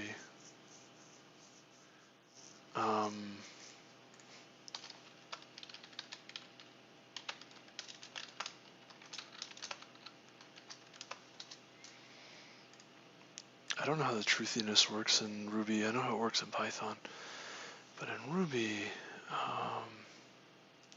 so this just rejects everything. So that's interesting. How about not?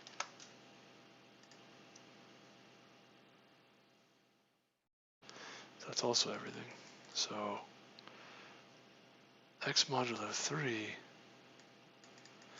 even though you get zeros, for some reason the return value, I guess it's not nil, right? What about that? I think that's the same thing as not. No.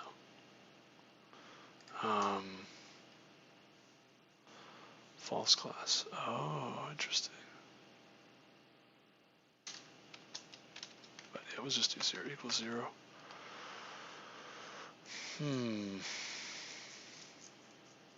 Anyway, that's fine. It's not a big deal.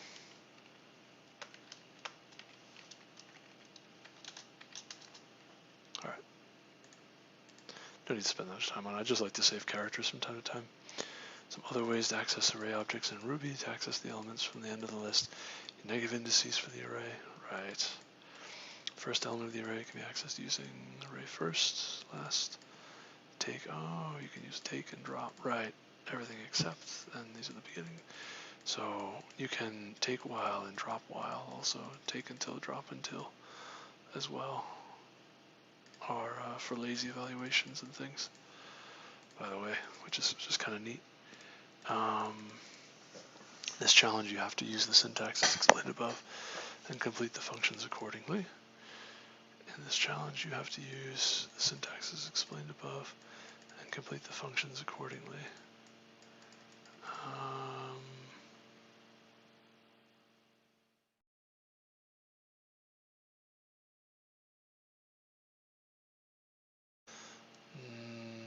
Syntax is explained above and complete the functions accordingly. Oh, okay. Return the element of the array at the position index from the end of the list. So, I mean, since though. Brother. First element of the array, last element of the array, first n elements of the array, so that was array dot take n, and then this is drop n, array dot drop first n, return the rest. I mean, okay, well this is just like what those functions do, I don't know.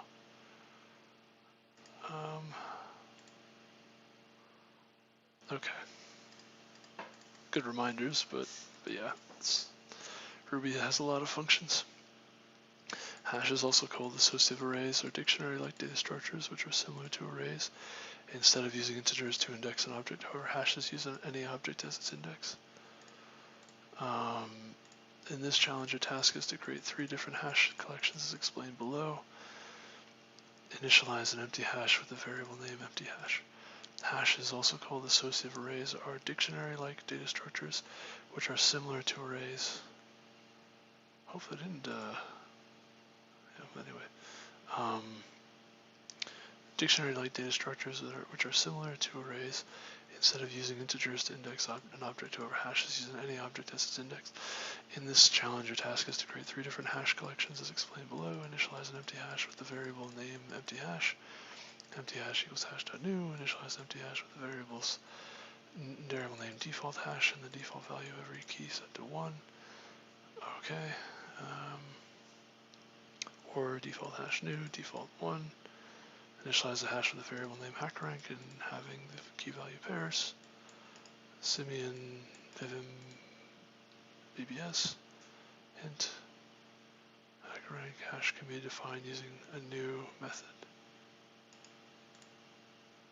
Okay, the 3 variables. Alright, so empty hash.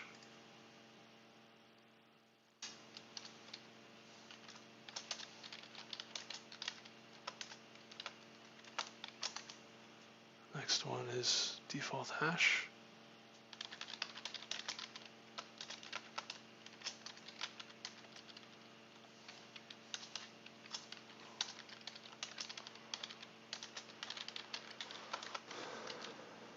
I like that kind of approach, that way of doing it.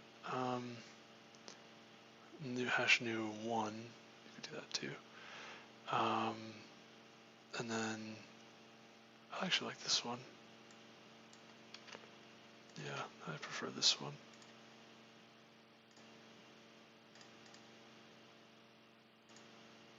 Okay, fair enough. I mean, this is just like basic syntax, practicing basic syntax. Arrays provide, but it's good. It's a good reminder how to do these things. Arrays provide a variety of methods that allow to add elements to them. Push allows one to add an element to the end of the list. So push 3, okay, let's get push in the array. Insert allows one to add one or more elements starting from a given index, shifting elements after the given index in the process. Insert 1, 5, 6, 7 into the initial index.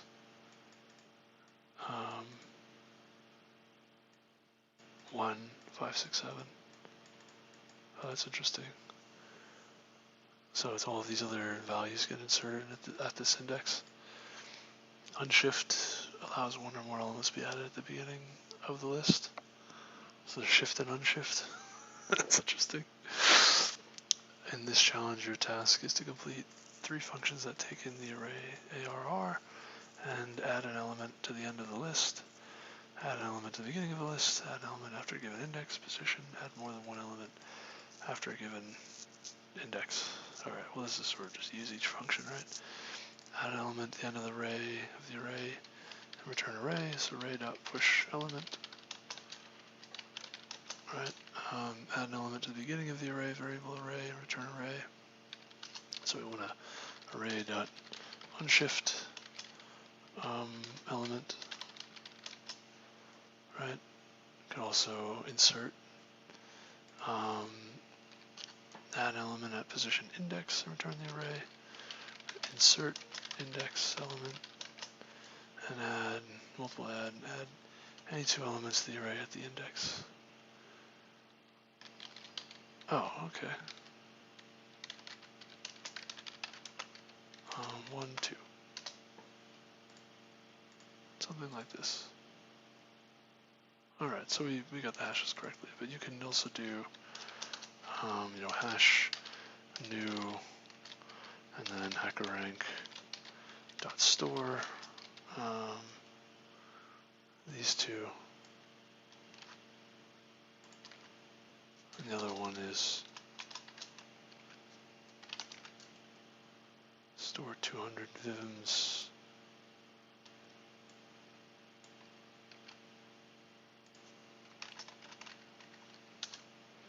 Okay, does that work?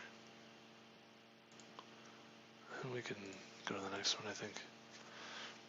Undefined local variable or name hackerrank for object. Did you mean hackerrank? Oh, not 2case. All right, we finished the hashes and arrays challenges in Ruby. That's great. Okay, so this one also works. Yeah, and obviously you can also use that syntax they had here as well. So there's a few different ways to do this. Interesting.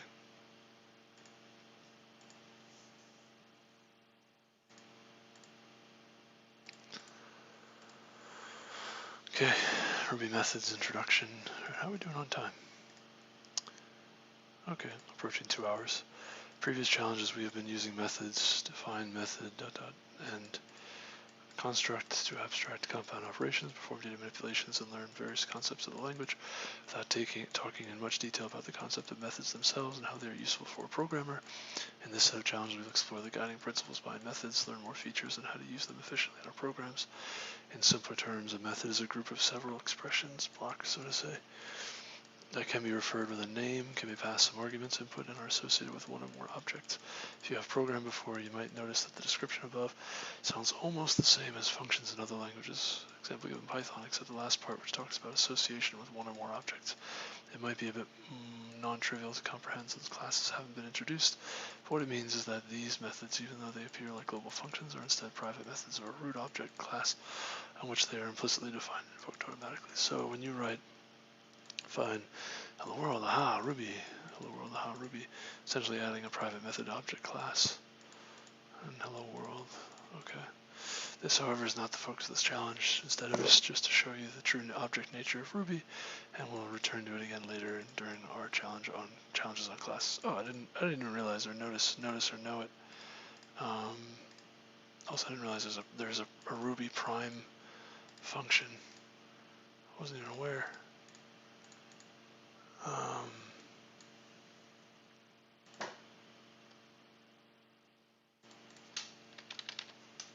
Oh, no, there isn't. There's no prime. Okay, I was gonna say, that's new to me. You will need to write a method prime that takes an argument and returns true or false depending on if the number is prime or not. These methods, unlike functions in other object-oriented programming language, Python, are not first-class citizens, because they cannot be passed to other methods as arguments, returned by other methods, or assigned to variables. Interesting. Okay, we'll just use a simple one. Prime x, and we're going to say we're going to go from 2 to math.square root of x ceiling, and we're going to say all x modulo, or a, we're going to say a x modulo a is not equal to 0, or x equals 2. Yeah, this doesn't work very well on when you use 2. I'm not sure if this is just vacuously true for 2, but yeah, it didn't work well when I was using this before. Prime checker is correct. Oh, really?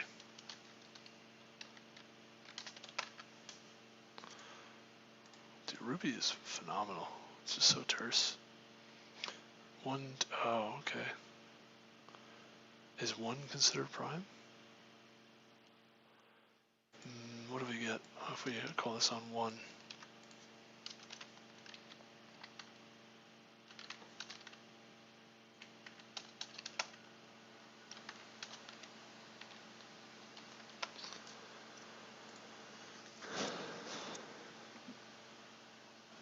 One is true, 2 is true.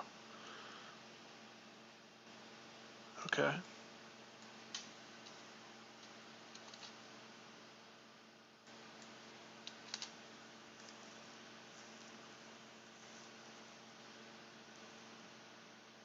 Oh, they all return true.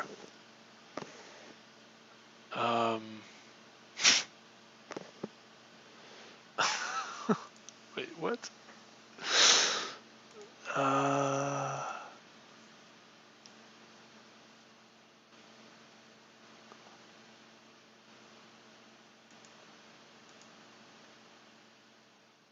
hmm. Um,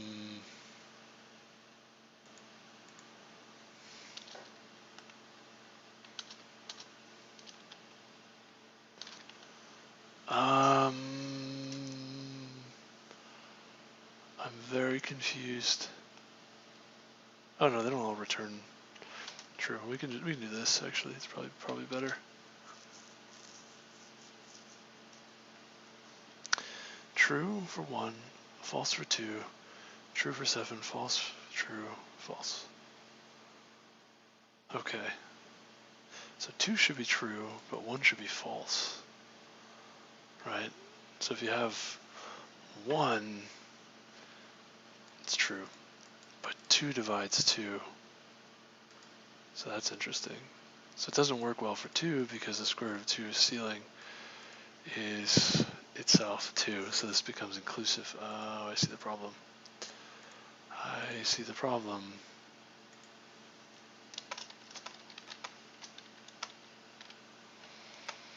You can add that. That should work for 2 as well.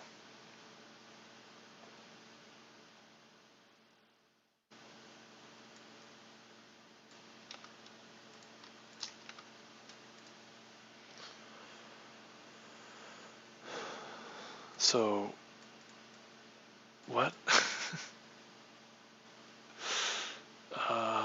No. Or, so if this is false, well, no, wait. Oh, no. Oh, it's so confusing. um, well, they're never going to be equal. So you do or x equals a.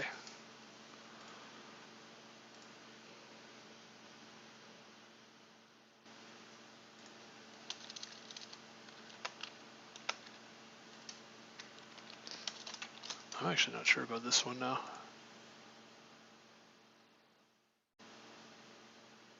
Okay, but the problem is that 1 is not supposed to work.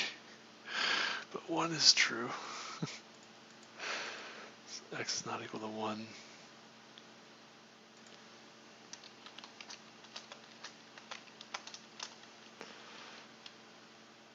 You could do like... You could do like an if x equals 1, turn true, true.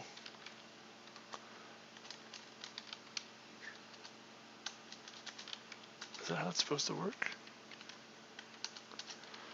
Else if x equals 2, or excuse me, false, true, else.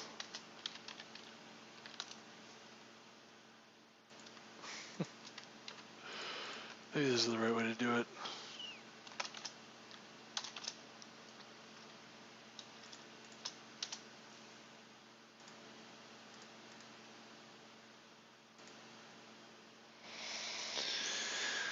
Yeah. Or maybe the floor is what we want. You know, maybe that's better.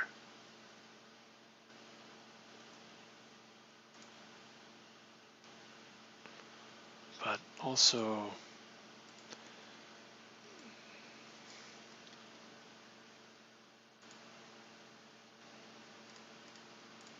if we take the floor, we include case 2. But what about obviously 8 is not prime. What if we include 1 in our check? No, it doesn't work for 1.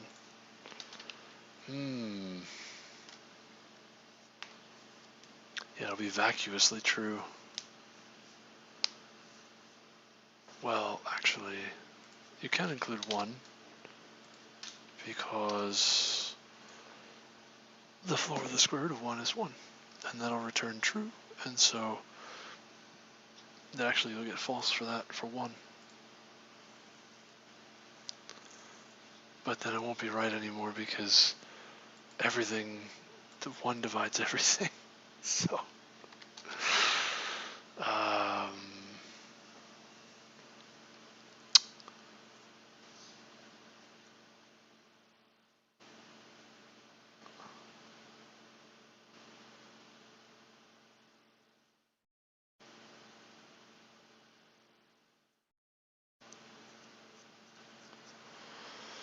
so you can do this or false.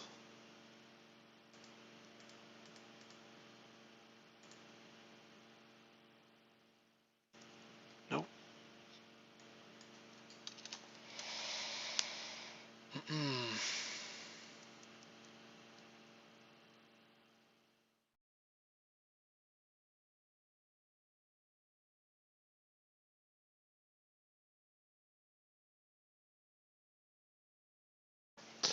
You can do x is greater than 1.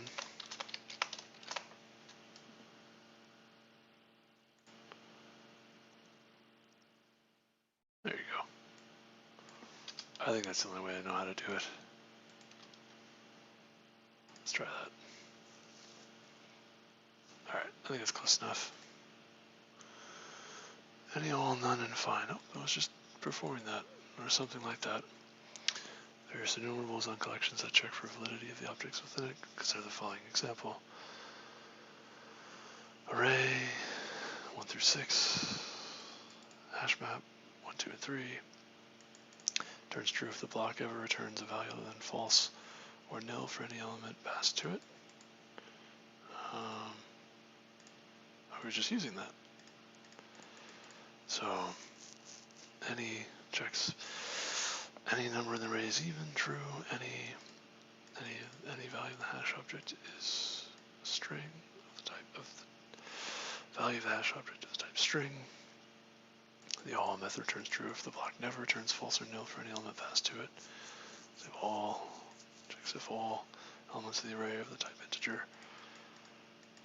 True checks if all keys of the hash object are of the type string. None turns true if the block never turns true for any element passed to it. Checks if none of the elements of the array are of nil type. Checks if all values of the hash object are less than 3. So all values of the hash object are less than 3. The find method returns the first element for which the block is not false. Find a greater than 5 returns the first element greater than 5 and nil if none satisfies the condition. Returns the first element greater than 5 and nil if none satisfies the condition. Oh, interesting. First element for which the block is not false. Find key value B returns an array of the first match. Satisfies the condition and nil otherwise. Complete the functions declared in the editor below. Okay, very interesting. Check and return if any key object within the hash is of the type integer. Okay, so any key, hash.any key value, key is I think.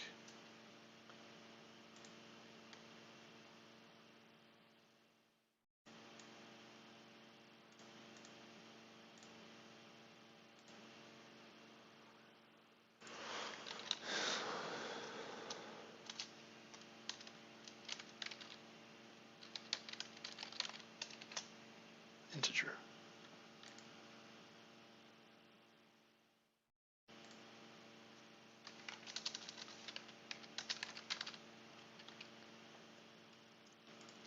Check and return true if all the values within the hash are integers and less than 10.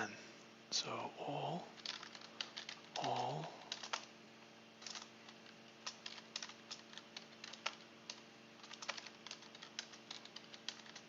values are integer and is less than 10. Return false if they're not all. Check and return true if none of the values in the hash are nil. So hash none kv v.nil.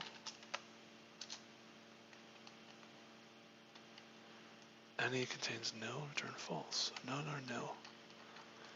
Check and return, alright, ready? Check and return the first object that satisfies either of the following properties. There is a find, right?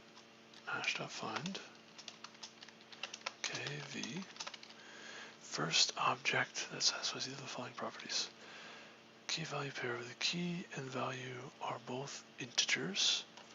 So key.integer and v.integer and v less than 20, or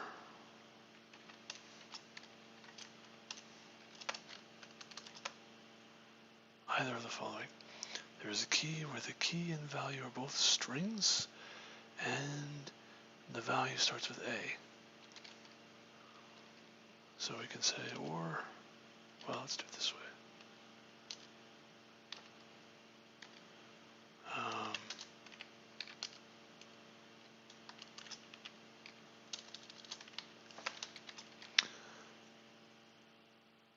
Oh, this might end the expression. I hope not. It's not supposed to. It's not supposed to.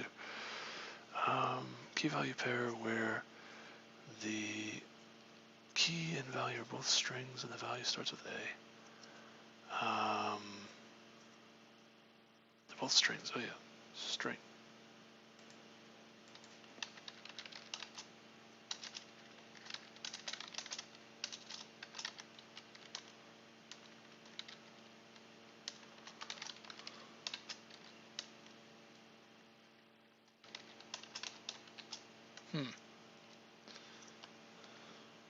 I guess we do is a string.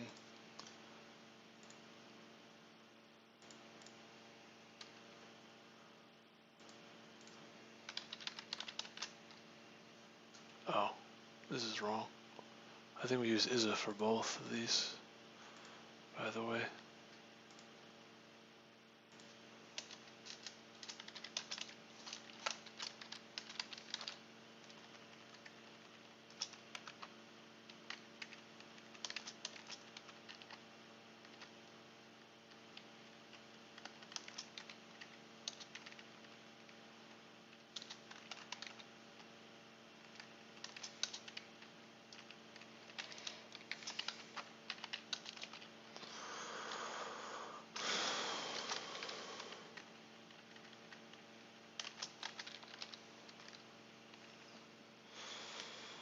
Value starts with A. V dot starts with A. I think there is a starts with function. Yeah.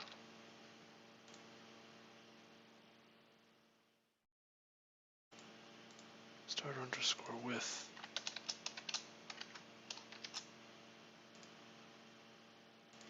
Right. Could try something like this, see how it goes. Previous challenge, we learned to use methods to abstract similar computations into logical chunks of code that otherwise would be difficult to manage. Methods, in a way, behave like a black box. The programmer works mainly on 1, inputs, 2, expected output, and 3, how it works. We do not have to worry about method internals. In this set of tutorials, we will focus on understanding the 3 aspects described above. The ability to pass arguments allows complexity to be hidden from the programmer. We have already seen straightforward cases of passing several values to methods as variables, but there is much more to Ruby's methods. Oh no.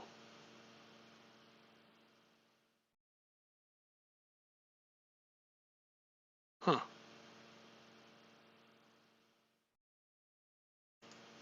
Maybe this needs to be separated. That could be it.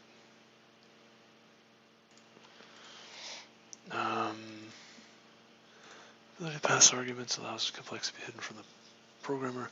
Already seen straightforward cases of passing several values to methods as variables, but there is much more Ruby's methods. Consider a case where a method is invoked from different portions of code with a variation in only one of the arguments.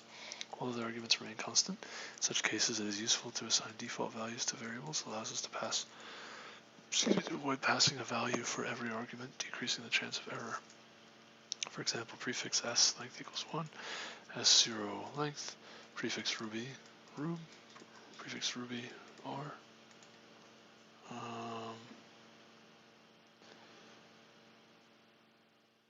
I guess if you have multiple, is this for all? Which one is this? 24. Oh, I see.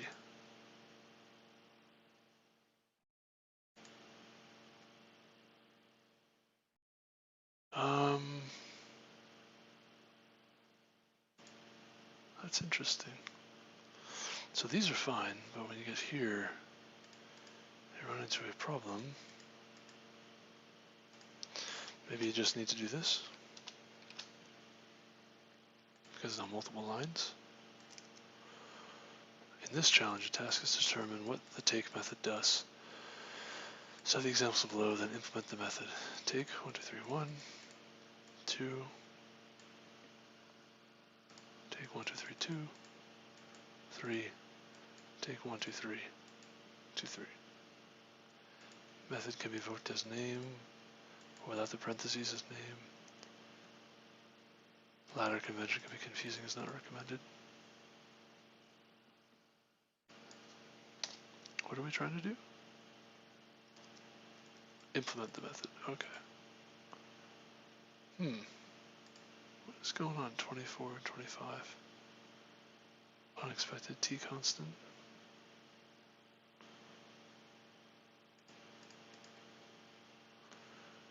I'm a bit confused here. There is this block.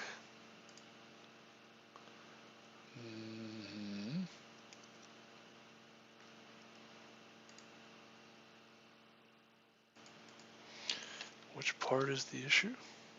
I mean, this should be like so, and this should be like so. Starts with, I think, is fine. Start with.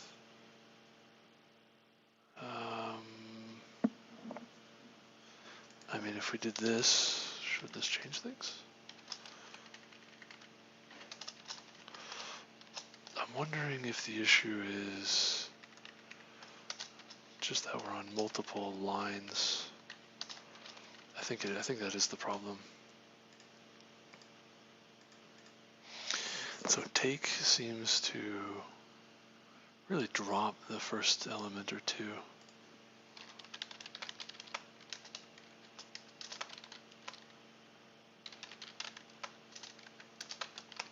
I think the default is 1, right? And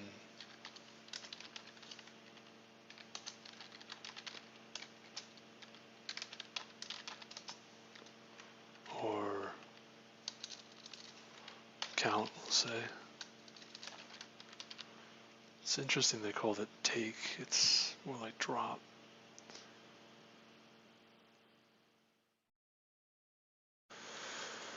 So I guess this needs to be on one line. I guess that's the problem. Okay, so for some reason they're using drop and take in the same way. I don't know. It's weird. Runtime error. 1, 2, and the third one we ran into a problem. 1, 2, 3.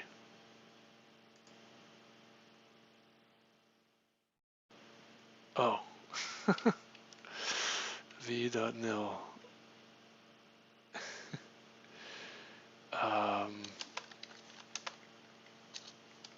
That's interesting. Can you do... That's very funny. Can you call nil on the nil object? Nil class. Only the object nil responds true to nil. Oh, but... Really?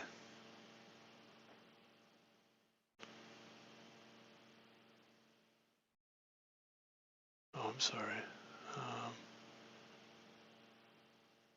Oh no, it's func all, the one that's causing the issue. Okay. What is it? It's a runtime error, huh?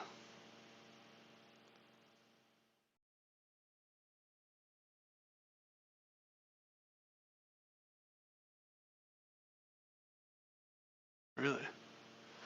Type error.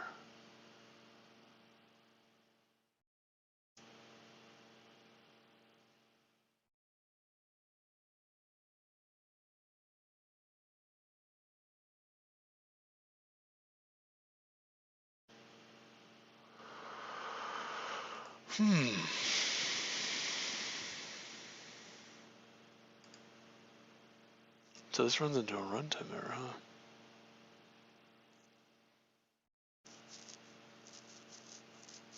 Class or module required. I'm very confused by this.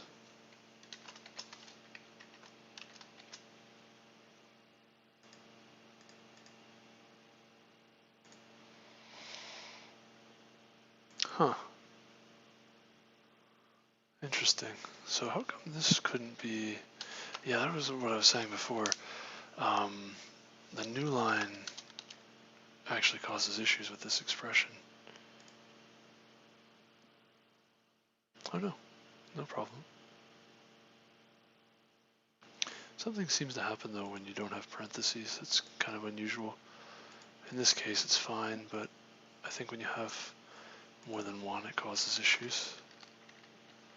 It gets a little confusing, I think. Alright, solved all the methods challenges in Ruby. Okay, great. Yeah, alright, fair enough. Yeah, it seems to cause issues if you don't. I don't really know. Don't really know why. Couldn't tell you why that is, but that's interesting. So we'll go ahead and submit that one. Strings encoding. In Ruby, strings are objects of the string class, which defines a powerful set of operations and methods for manipulating text, indexing, searching, modifying, etc. Here are a few easy ways to create strings. My string, hello, create a string from a literal. My empty string new, create an empty string. My copied string, string.new. My string, copy a string to a new variable. Let's go for it. To Ruby 1.8, strings were nothing, and how are we doing on time? 2.5 hours, almost, okay. 1.8, strings were nothing but a collection of bytes. Data was indexed by byte count, size was in terms of number of bytes, and so on. Since Ruby 1.9, strings have additional encoding information attached to the bytes, which provides information on how to interpret them. For example, this code. Indexed by byte count, size was in terms of number of bytes, and so on. Additional encoding information attached to the bytes provides information on how to interpret them. For example, this code. The strings encoding, string encoding.name. Produces this output.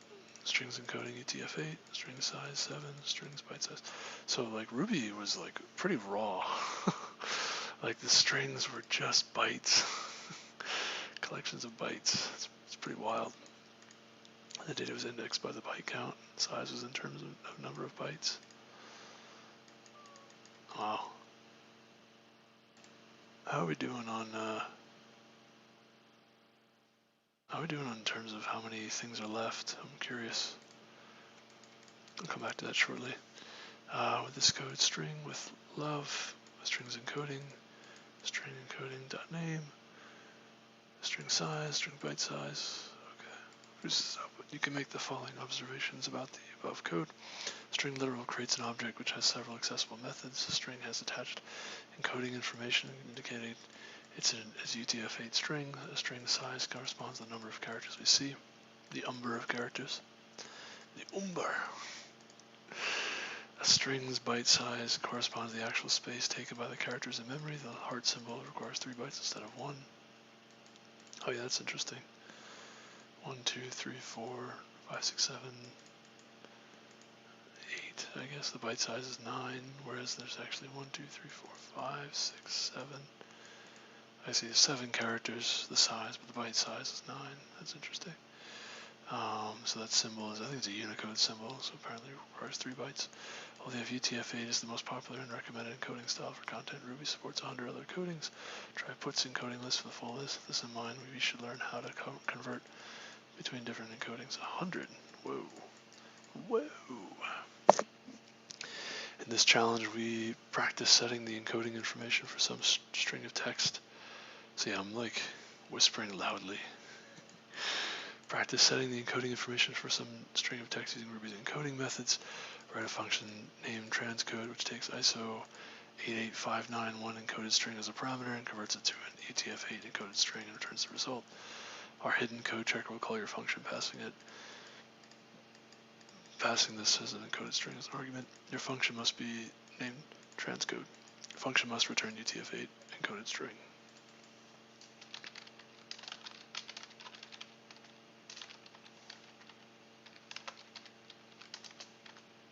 Oh, okay. And we're going to just modify the string encoding to UTF-8. Fair enough. Ruby is so great. Appreciate Ruby a lot.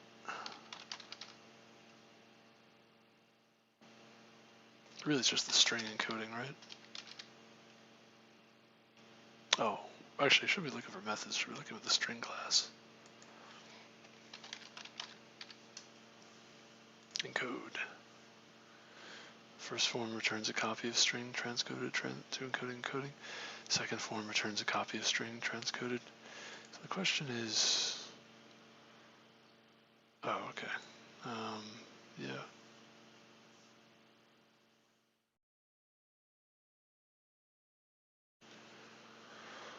Contents of string to encoding. This second form transcodes contents of string from.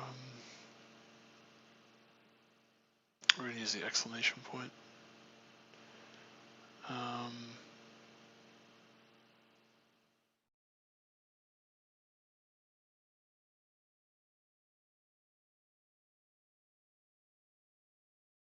We're going to use this form rather.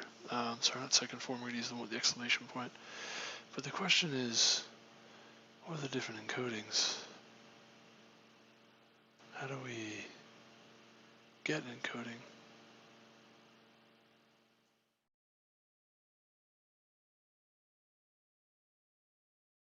Don't really have options.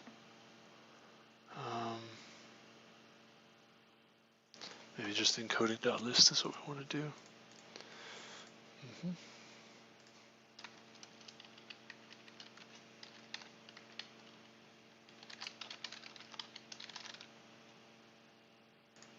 I don't have Ruby installed on this machine.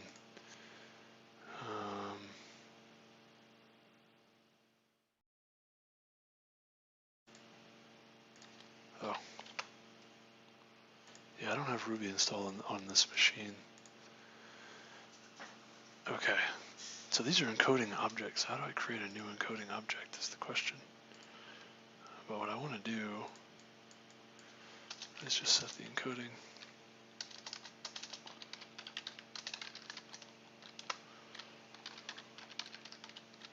Endocoding. Encoding dot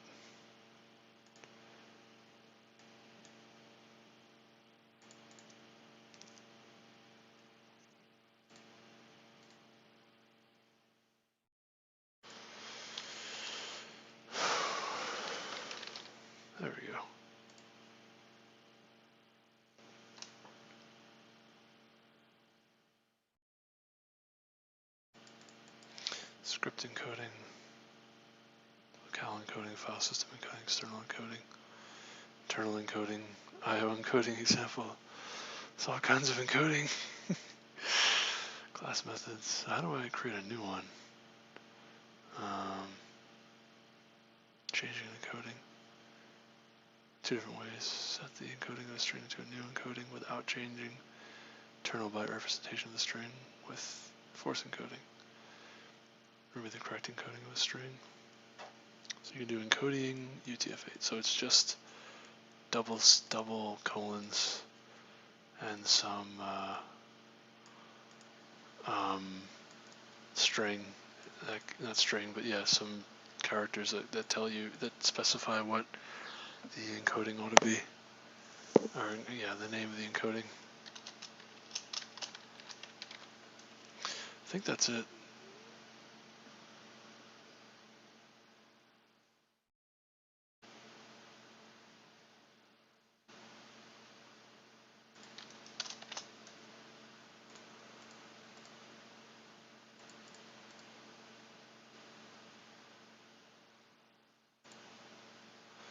What's going on?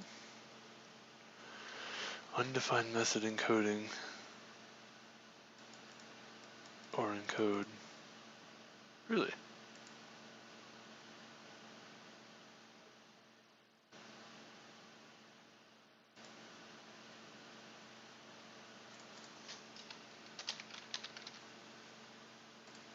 Oh no, wait, I want the string class here.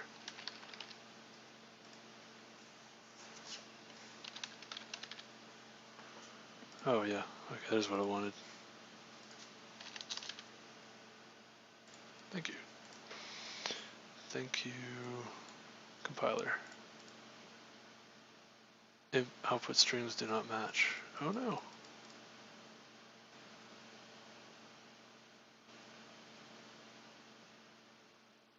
Interesting.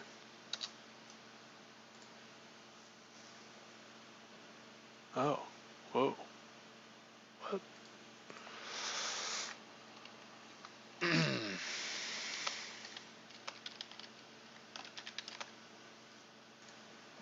a little confused here.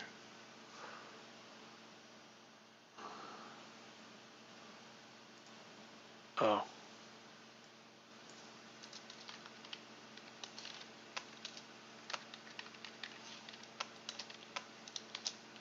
Oops. Okay. So you have ABC. Display on all browsers as this. As this.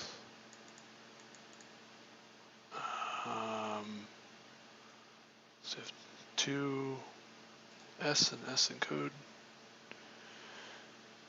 UTF-8. So ABC looks like that. Excuse me. Display on all browsers is this. All browsers is this. Output strings do not match. What's confusing to me is, are we supposed to set the encoding to S?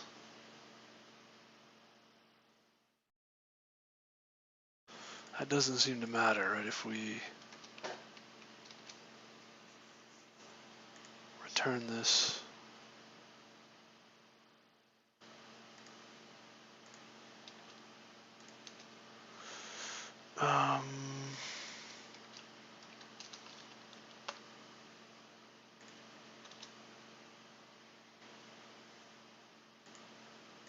I don't know what's wrong.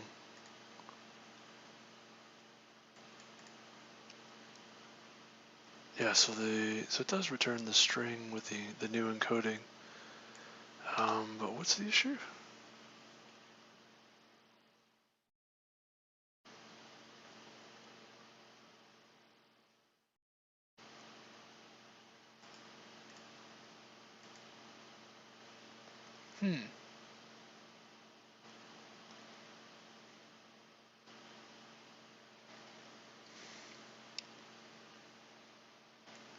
string, encoding, encode, encoding.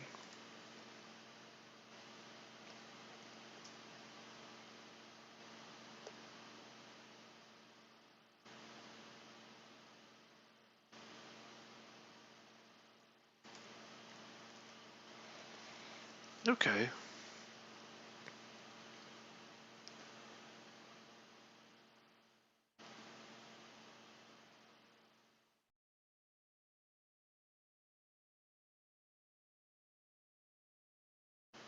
I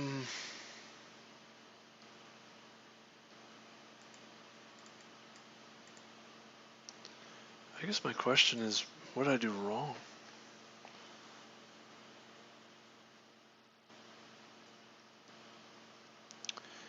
Setting the encoding information for some string of text using Ruby's encoding methods.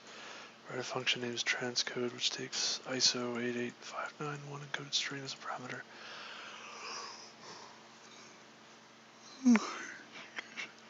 And converts it to a UTF-8 encoded string and returns the result.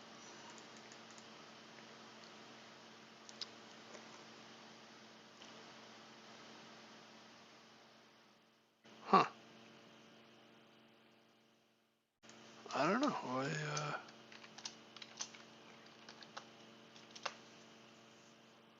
So confused.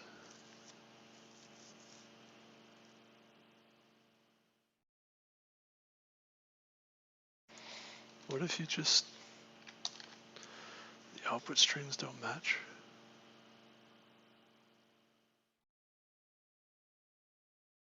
Output encoding seems to be incorrect. I'm a bit confused here. Output strings do not match.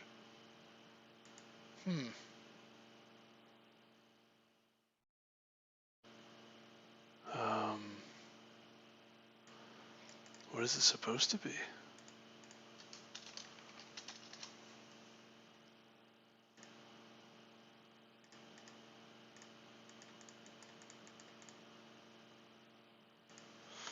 What is the output string supposed to be?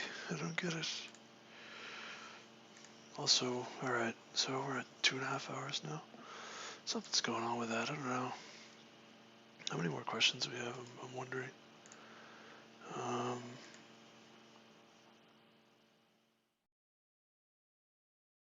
Unsolved, let's do. I think there's only a handful left. 1, 2, 3, 4, 5, 6, 7, 8 of these left. And most of these are easy. Yeah, it should be pretty quick. But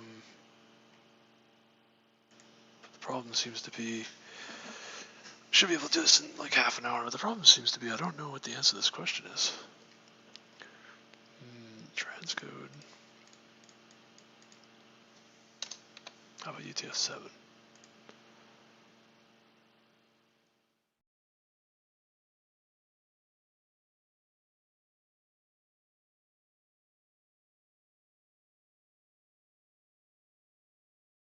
Okay.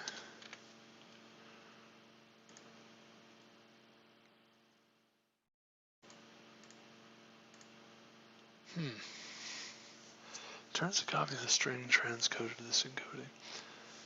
Okay, that's what we want.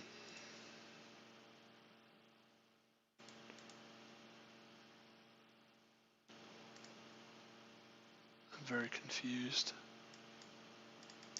What's my output string supposed to look like, though? I don't know how to do this by hand, certainly.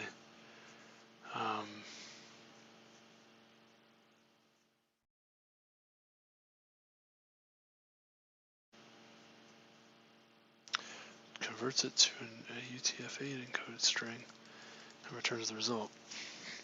Oh. Excuse me. Excuse me.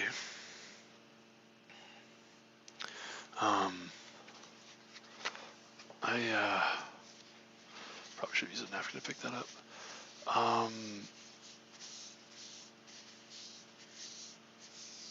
It's not working. It's not working. How do I,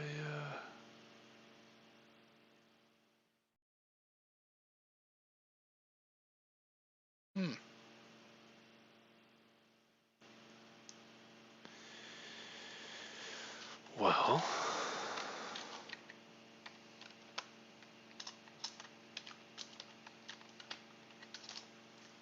I don't know. I don't know.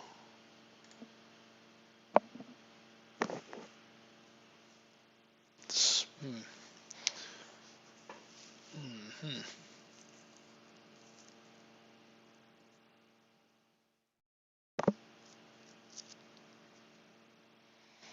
Hmm.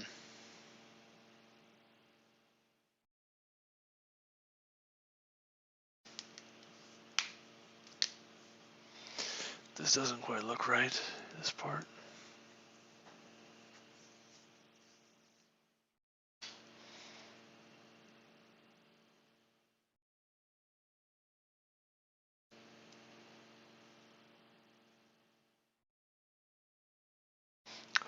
Is there a discussion? I'll just go to the discussion. I don't think this is supposed to be that difficult.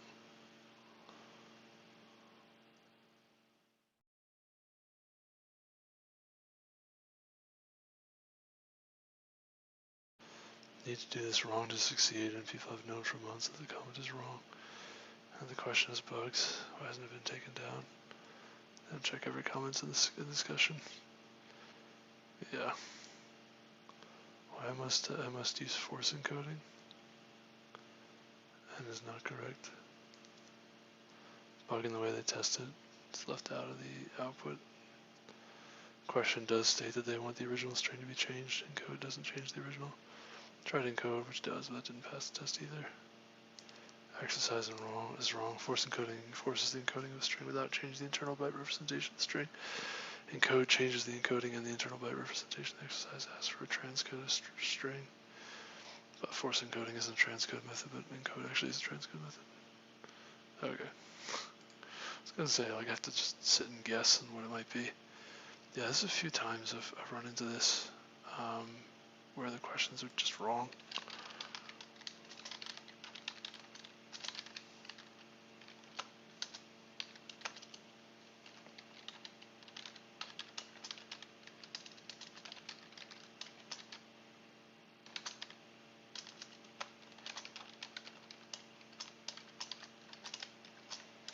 Okay. You don't want to waste too much time trying to figure it out when there's something wrong with the test itself. Text info can be read from varied sources and is often unsuitable for direct processing or usage by core functions. This necessitates methods for post-processing and data fixing. In this tutorial, we'll learn how to remove flanking, whitespace, and new line from strings. Flanking, whitespace, and new line from strings. Chomp separator equals $, / returns a new string with the given separator removed from the end of the string if present. If $/ has not been changed from the default Ruby record separator, then chomp also removes carriage return characters. That is, it will remove new line, the R character, and the R new line character, which is, I think it's carriage, new line, carriage return, new line. So the world chomp will remove the given separator removed from the end of the string if present. So the world chomp world, leave W, hello there, chomp, hello there. Interesting. String does strip. So chomp is kind of an interesting one. String.strip returns a new string with the leading and trailing white space removed. Hello strip, goodbye strip. String.chop, not chomp, chop. Returns a new string with the last character removed. Note that carriage returns are treated as a single character, and in the case they are not present, character from the string will be removed. So chop is a little more brutal than chomp. In this challenge, your task is to code a process text method which takes an array of strings as input and returns a single joined string with all flanking white space and new lines removed. Each string has to be separated by a single space. Okay. I think you just strip everything, right? Define process text strings. We're going to say strings dot map s dot strip, and then join, something like this. Should do what they're looking for. Let's go for it. Let's see what we do.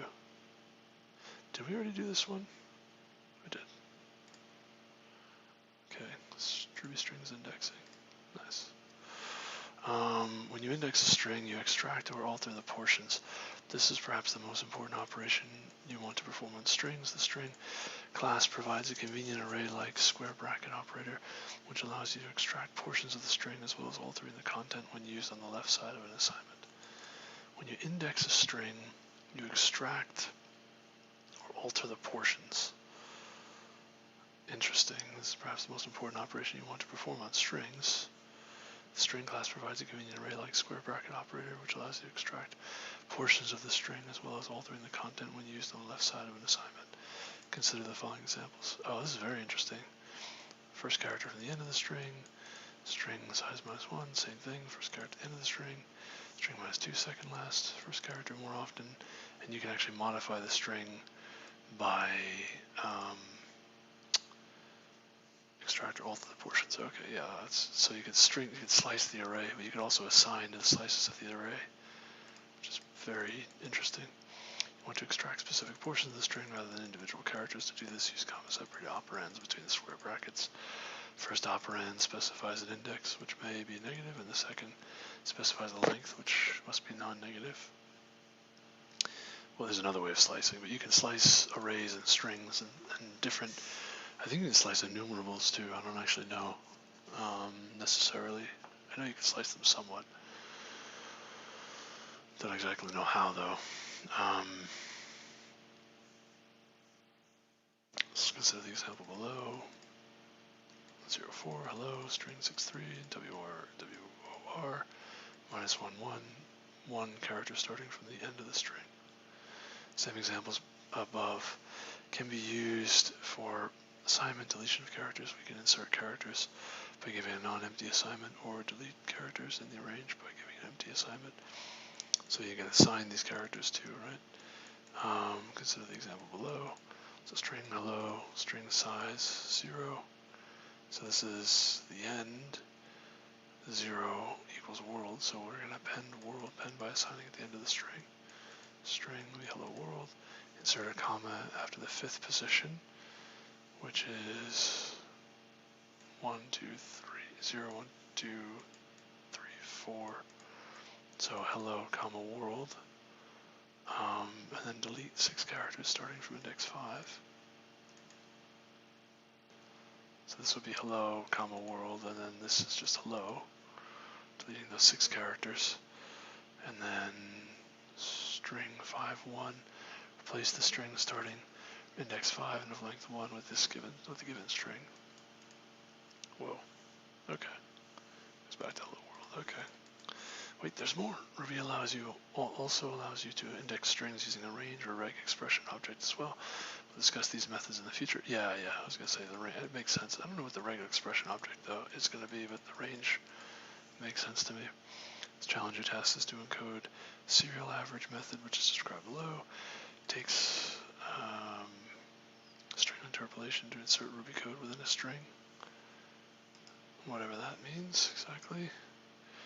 Oh boy, we gotta make that bigger. Appear within a string allows Ruby code to appear within a string. The result of evaluating the code, that code is inserted into the string. Oh, I see.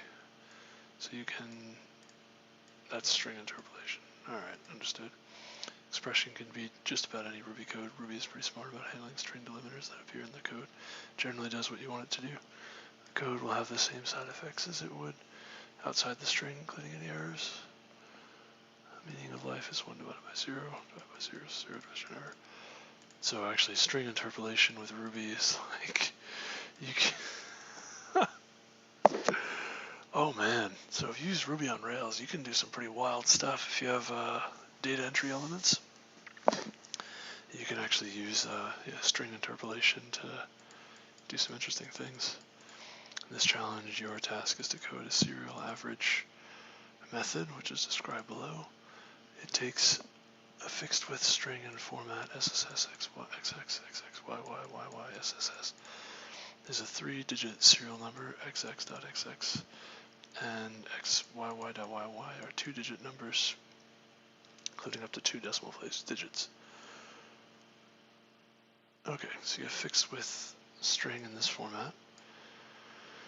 Returns a string containing the answer in this format, ss.zzc, where SSS is the serial number of that input string and zzz is the average of XXX and YYY. All numbers are rounded off to 2 decimal places. For example, serial average 02, 10, 20, 02, 15. Okay. And this is interpolation, for example, temp, hello, 1, 2, 3. Interesting. Okay, so serial average. Okay.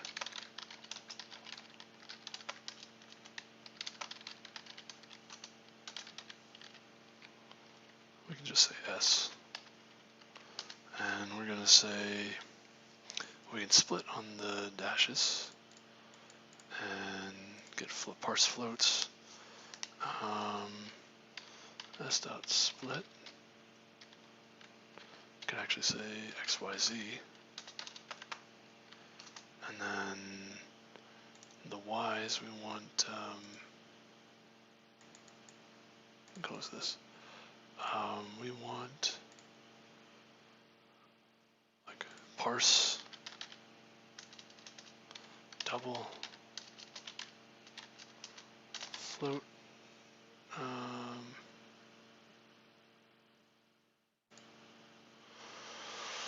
an array with both numeric and float represented as float objects, achieved by converting numeric to a float. Coerce 1.2, coerce 3, 3.0, 1.2, 1.1, 2.5. Both numeric and float represented as float objects.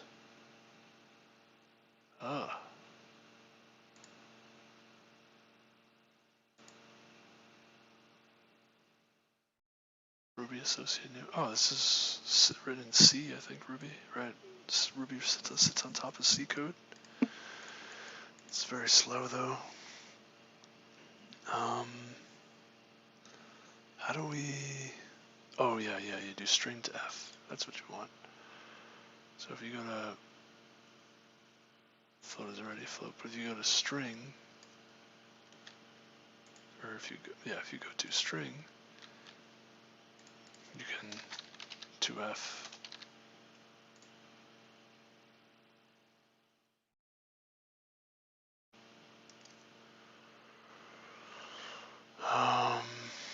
Yeah.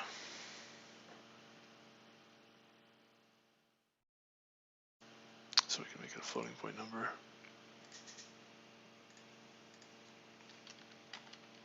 So we can say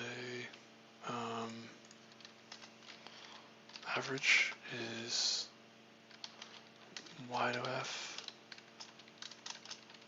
plus z to f over 2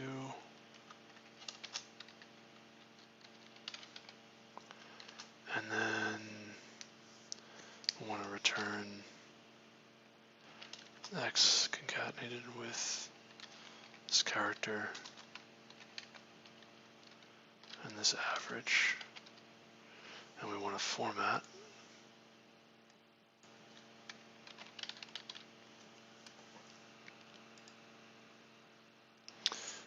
use string as a format specification, returns the result of applying it to arg. If the format specification contains more than one substitution, then arg must be an array or hash containing the values to be substituted. So Oh, interesting. Percent 1, 2, 3.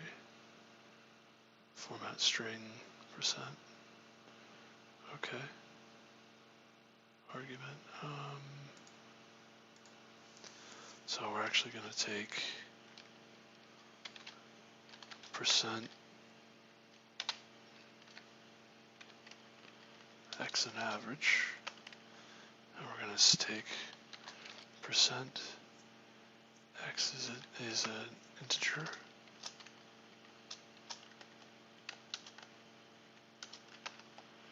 and average is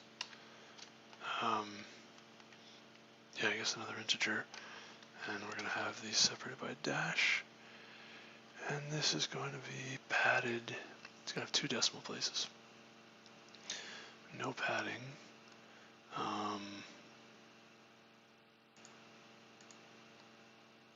Kernel printf, yeah.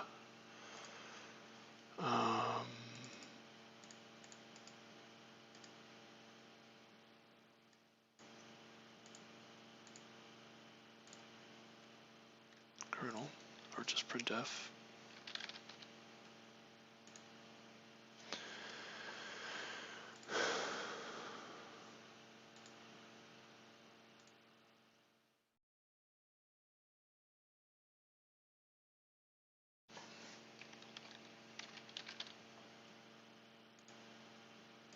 There we go, okay. So, we want field, decimal numbers,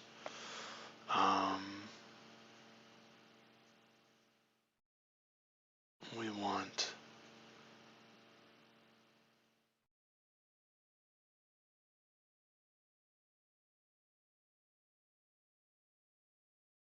F actually for the floating point.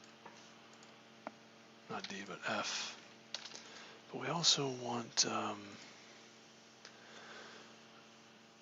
the flags, so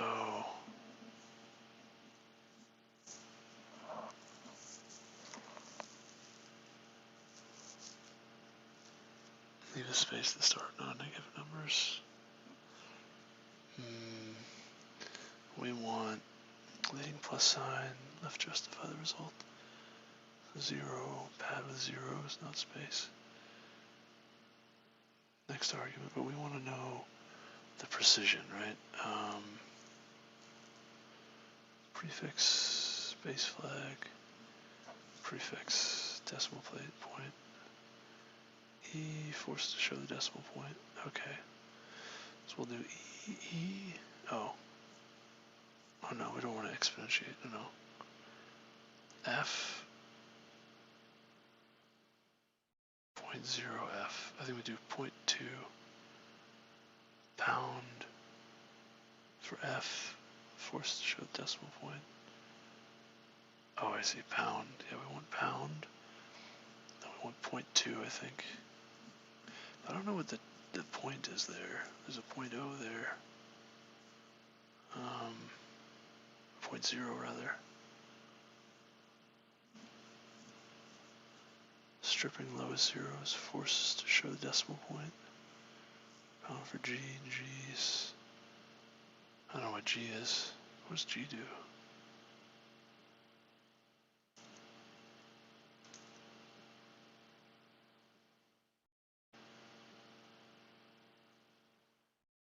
Field width optional, precision,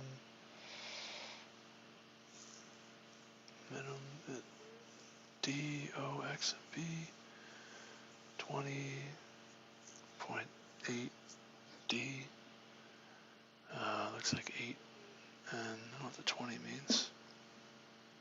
20. Oh, 20 means padded to the left with zeros, I see. Oh, 0 means 0 padded, I think. Yeah, we don't need that. We can just do, oh no, 0.00. I think I understand.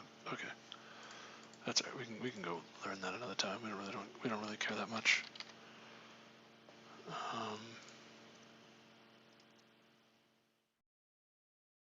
Runtime error. No kidding. Argument error. Invalid value for integer.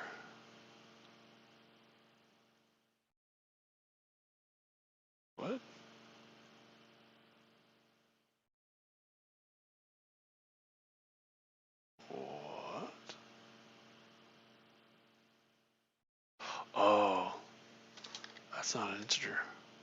I see. I think I understand.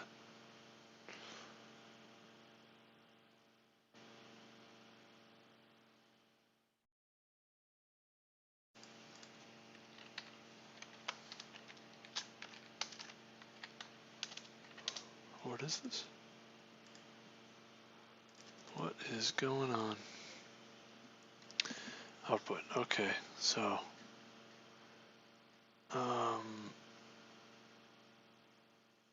789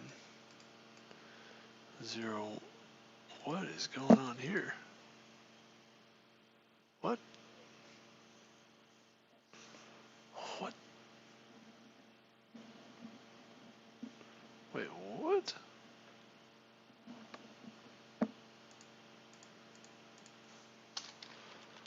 I'm so confused. Okay. There's this input, and this output, this input. Oh, I see. Okay, that makes sense now. So,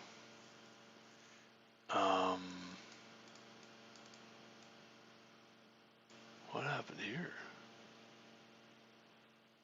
What?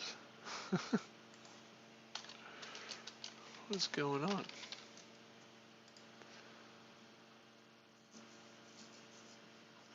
And 0.0. How did that happen? What is going on? Oh, I think this is the issue. I think we're using structured binding, but we're not doing it correctly. No, it's not. It's not correct. Oh, because we're not splitting on. I think it's the issue. Not splitting on the right value, the right delimiter. Okay, that's a little bit better. Oh, there we go. Okay, that's what we're supposed to get. Yeah. I think this is what we're supposed to have.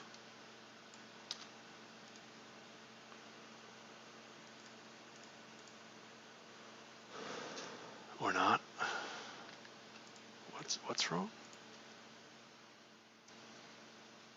I'm very confused. 12.43. It's supposed to be the average of these two, right? So 10, 20, 15. Okay. So yeah, this is correct, I think. 12.43 plus 5, 6, 7, 8 divided by 2 divided by 100. Yeah. 30. Oh, is this supposed to be rounded? Is that what they want? Maybe that's the issue. I'm just truncating here. Round it off. Oh, I see. Okay. How do you round in Ruby?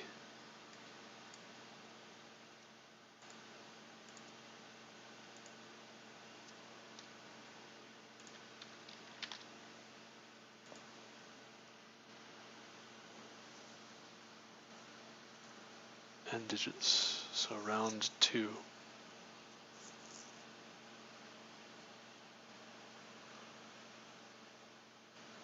Gotcha.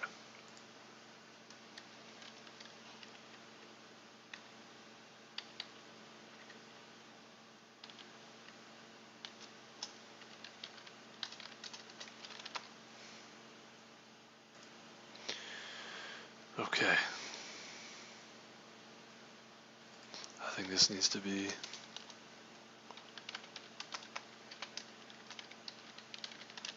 something like this. We'll just put on a new line instead of adding all these parentheses in here. Okay. That's a little bit better. There we go. Can successfully move to the next challenge. Okay, got it. Understood.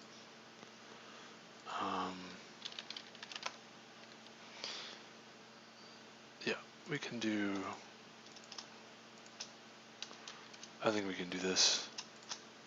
I think this works. Common scenario that arises when using a collection of any sort is to get, how are we doing also on time? Alright, 3 hours. We maybe get like another hour in, not even 10, 20, 30 minutes, so we should be done. Common oh. Okay. Fine.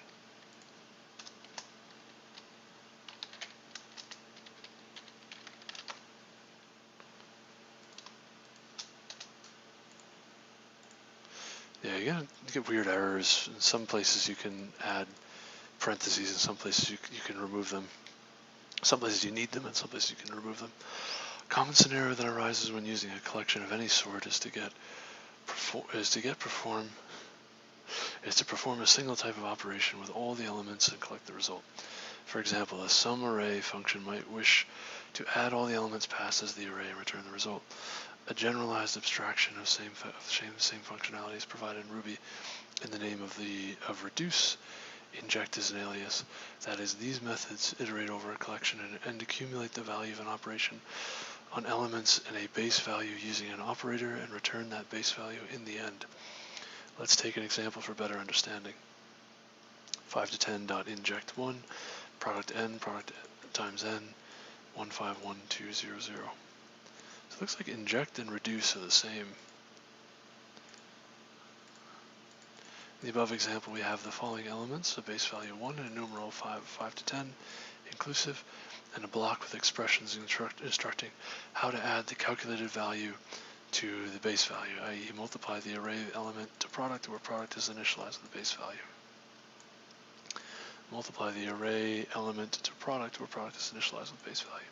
So the execution follows something like this. Loop 1, product 1, return value 1 times 1, return value 1 times 2, 2 times 3. As you can notice, the base value is going to be continually updated as the expression loops through the elements of the container, thus returning the final value of base value as a result. Actually, really should be 1 times 5 when n is 1, because this starts off at 5, but anyway. As you can notice, the base value is continually updated as the expression loops through the elements of the container, thus returning the final value of base value as a result. Other examples: 5, 10, reduce. So inject is similar to reduce. They are, I got my 5th star, hey! Sweet, I got 5 challenges left. Alrighty, almost done. Almost got everything on Ruby here, which is quite good. Consider arithmetic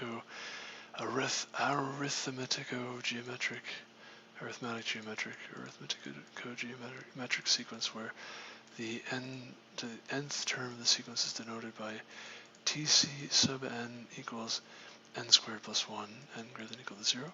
In this challenge, your task is to complete the sum method, which takes integer n and returns the sum to the n terms of the series. Actually, you can compute this directly, by the way, without using a reduction, but it's probably easier to use a reduction on this one. Reduce. Oh, okay. I see. Inject. Kind of the same thing. So yeah. All right. 1 to n.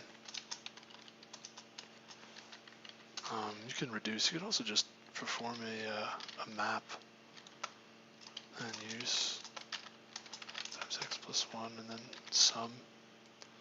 I kind of like that version.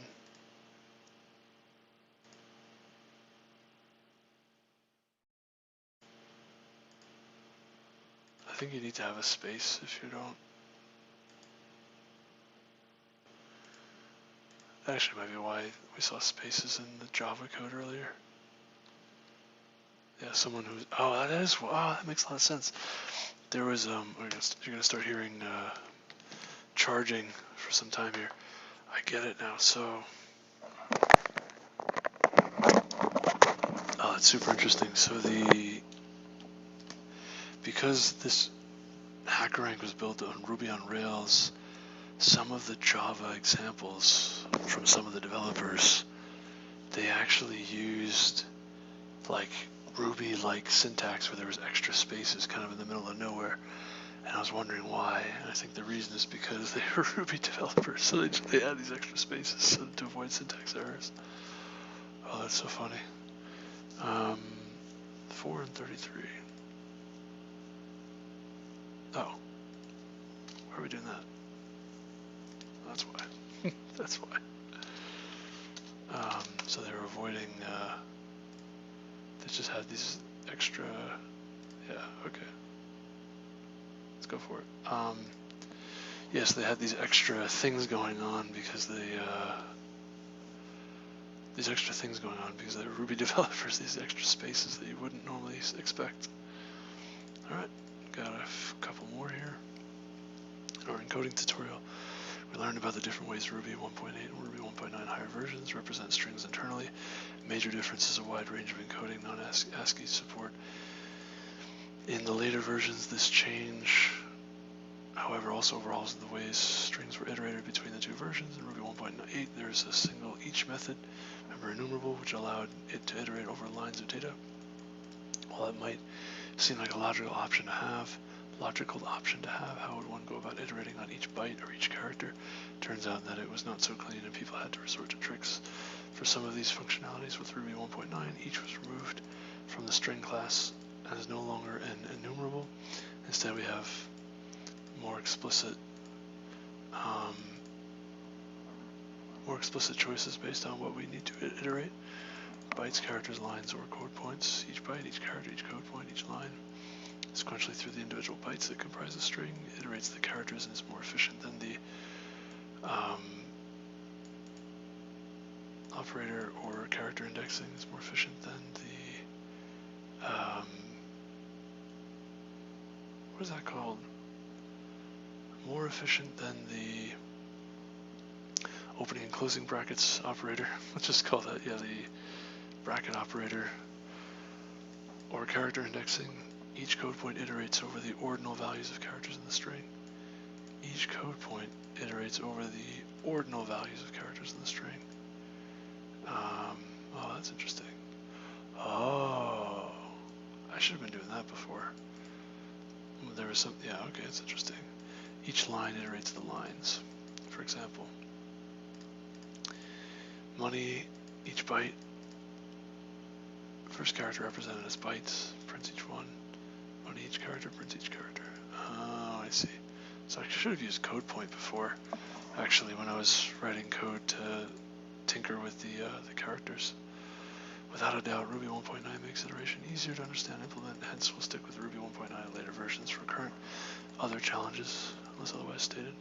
Challenge, write the method count multi-byte character, which takes the string as input, returns the number of multi-byte characters, byte size greater than 1 in it.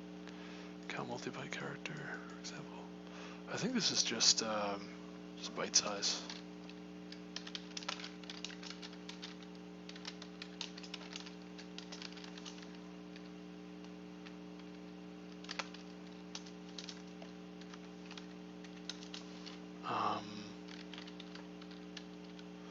It's like byte count or something.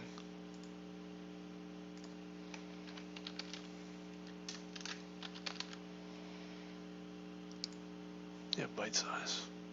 Oops. I think it's that simple. Numbers, Boolean values, and strings are some of the fundamental data types that we have explored in our previous challenges. In this set of tutorials, we turn our attention to the data type referred to as string or text literals. String data types. Literal computer programming. Nice. Oh, we didn't get it. Sure, counting the characters more than one byte size. Numbers seem to be off. Please recheck. Huh.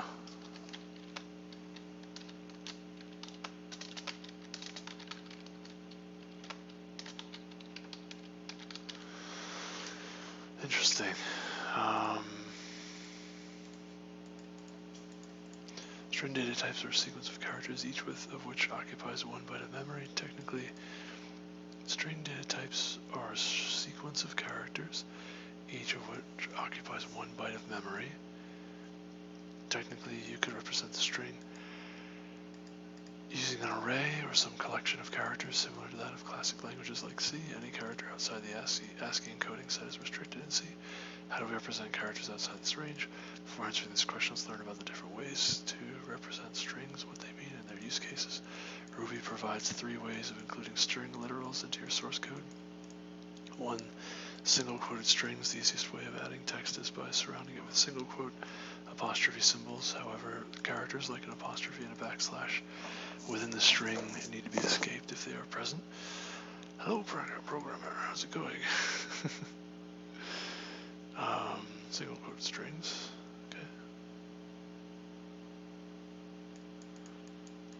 Need to be escaped if they are present.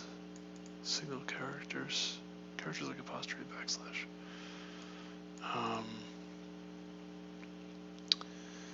Double quoted strings. Strings are more flexible and they allow escape sequences which don't work with single quoted strings. More importantly, they allow the embedding of arbitrary expressions. When a string is created, the expression in the string is evaluated, converted to a string, and inserted into the text in place of the expression. This process is known as interpolation. Oh, okay, so simple strings, single quoted strings won't have interpolation. Interesting. Here documents. Oh yeah, this is this is what I was using for. Technically, there's another syntax for here documents, so these are interesting. I've seen, yeah, I think only Ruby really has here documents. So this is like a Greek, and this is lorem ipsum Latin Greek with some other things going on here. Okay. Counting the characters with more than 1 byte size. So I think the size and the byte size. Do they want the size or do they want the byte size? What do they want? Number of multi-byte characters. Oh, okay. So it's just size. I'm fairly certain it's just size. Or is it? Oh, I see. It's, you can say the number, oh, wait. How would you count that? I guess you would say for each byte. So you can do s dot for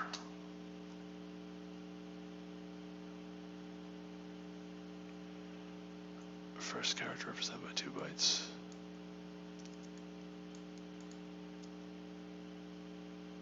Oh.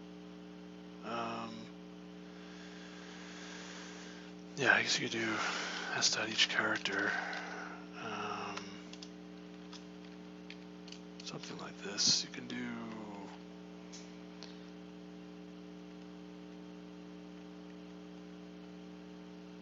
I have an idea. So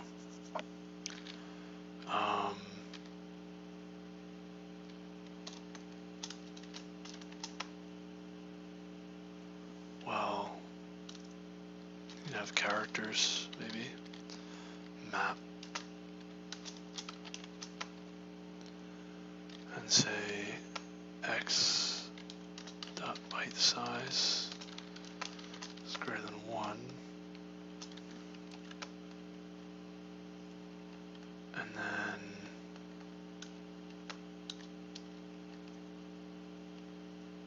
use, I guess, ternary operator, right? So you can actually index to a tuple, or you can say 0, 1. So true is 1, 0 is 0. I think something like this. And you can map that way, and then sum. Right, something like that. Here documents. This is helpful for putting large amounts of text without worrying about escape sequences or string evaluation. Actually, I don't think this works. This is not a. I don't think it's actually the right syntax. In Python, you can do that. You can build a tuple that way, but I don't think you do that in Ruby. Helpful for putting large amounts of data of text, large amounts of text without worrying about escape sequences or string evaluation. Here, documents begin with a greater than dash. These are followed immediately by an identifier string that specifies the ending delimiter. No space is allowed to prevent ambiguity with the left shift operator. The text of the string literal begins on the next line and continues until the text of the delimiter appears on a new line by itself. By the way, the left shift operator is relating to parsing, I think. Yeah, I think it's not. I think it's not not referring to the like anything that's been talked about in this page. I think it's just like you just wonder what is the left shift operator, what are they talking about? Oh, well maybe. Oh, I see. Maybe it is supposed to be.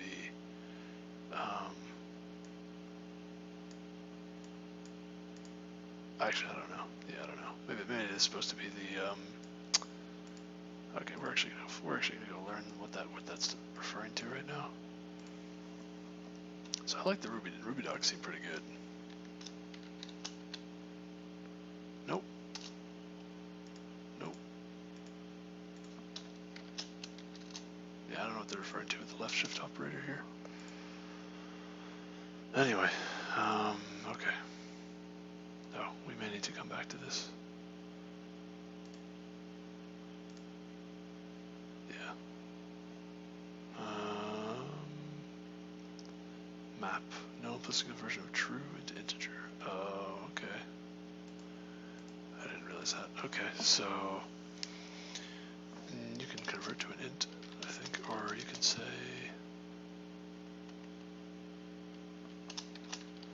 to I. In which case, I actually probably could just.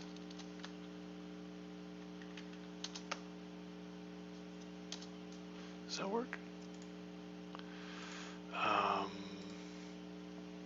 I'm actually not sure which left shift operator they're talking about.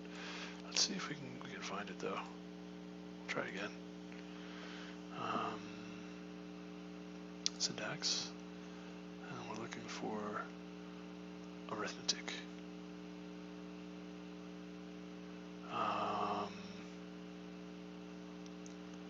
Exceptions, literals, methods, miscellaneous, assignment.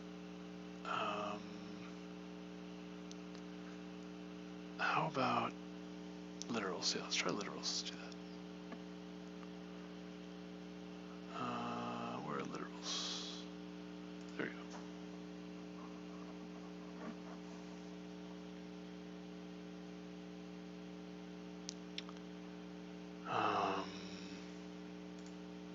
Oh, still wrong. 2i for true. Oh, okay. Alright, that's fine. You can do a ternary operator as another idea. True gives you 1, 0 otherwise.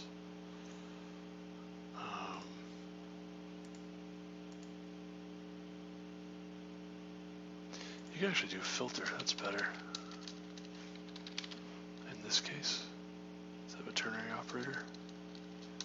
Filter count, how about that?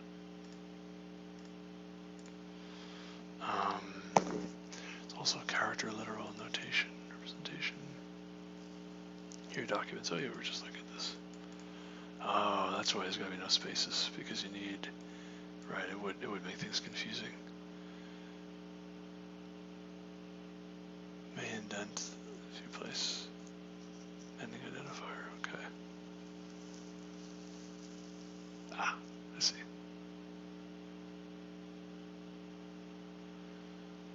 Squiggly here, doc.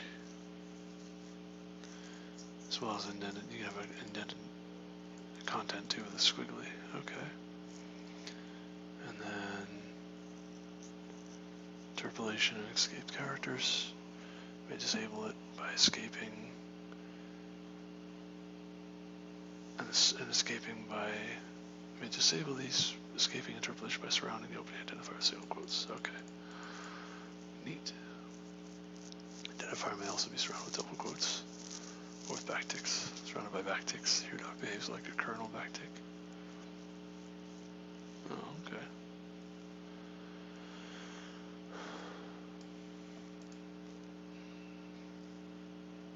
There's an, yeah, okay, backtick, got it. I think we're done, by the way, with, I guess we got this one too. Or this is, I think this is the last one, last exercise. We're getting close though. Maybe not the last one, but very close. How are we doing on time? Yeah, another 20, 30 minutes. And we should be done. The text of the string literal because the next line continues until the text of the delimiter appears on the line by itself. For example, in this introductory challenge, your task is to use each of the above three methods to return the text hello world and others. Okay, so we'll double quote here, doc. Alright, we should be able to hello world and others. Okay.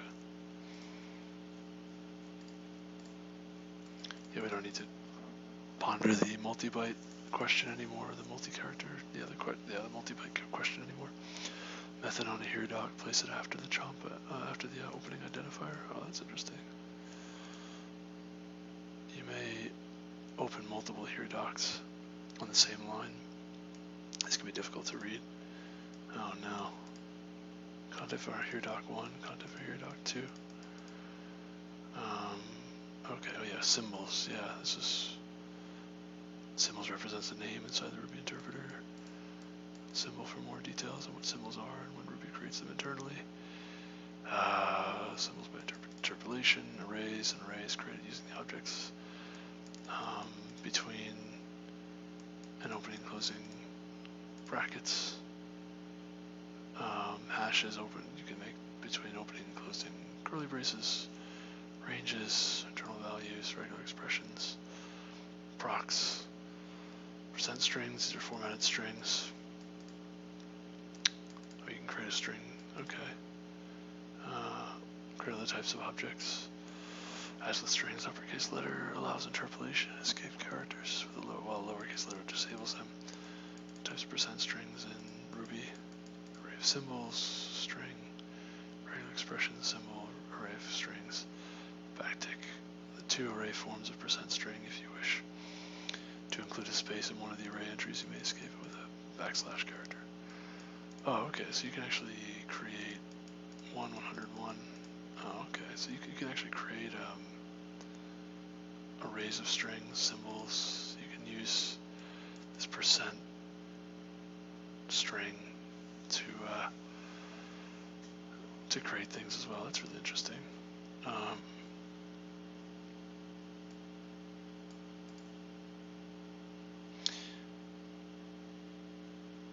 I guess it allows you, yeah, okay, that's interesting. So, backtick capture subshell result, okay.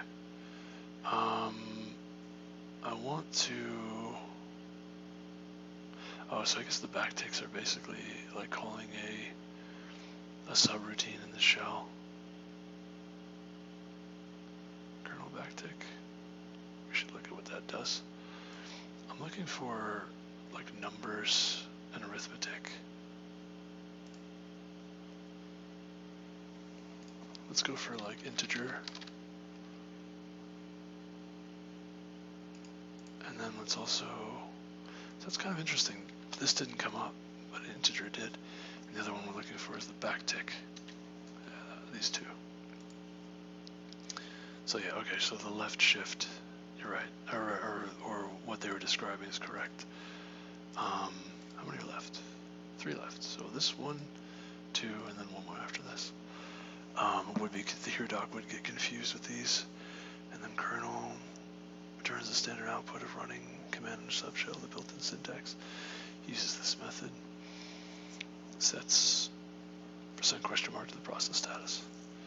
So you can run subshell routines, basically bash commands within Ruby here, which is really neat.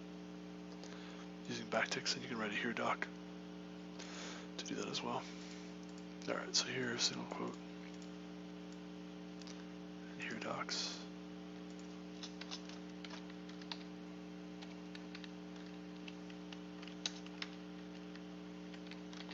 Double quoted, and then a here doc would be here, and we want it to squiggly, right?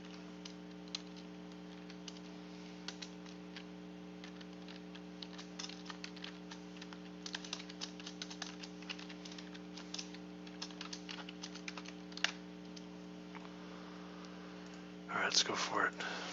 Enumerable in control structures tutorial. I learned about various methods to iterate over a collection, like unless, loop, and the most commonly used each method. Ruby, however, provides an enumerable module which packages a bunch of methods which can be used with any other class by including it, referred to as mixing it. That means that programmers don't have to write all those methods many different times for different objects. As long as the custom object defines an each method and includes an enumerable module, it can get access to all of its magic. Enumerable method module packages a bunch of methods which can be used with any other class by including it, referred to as mixing it. Huh.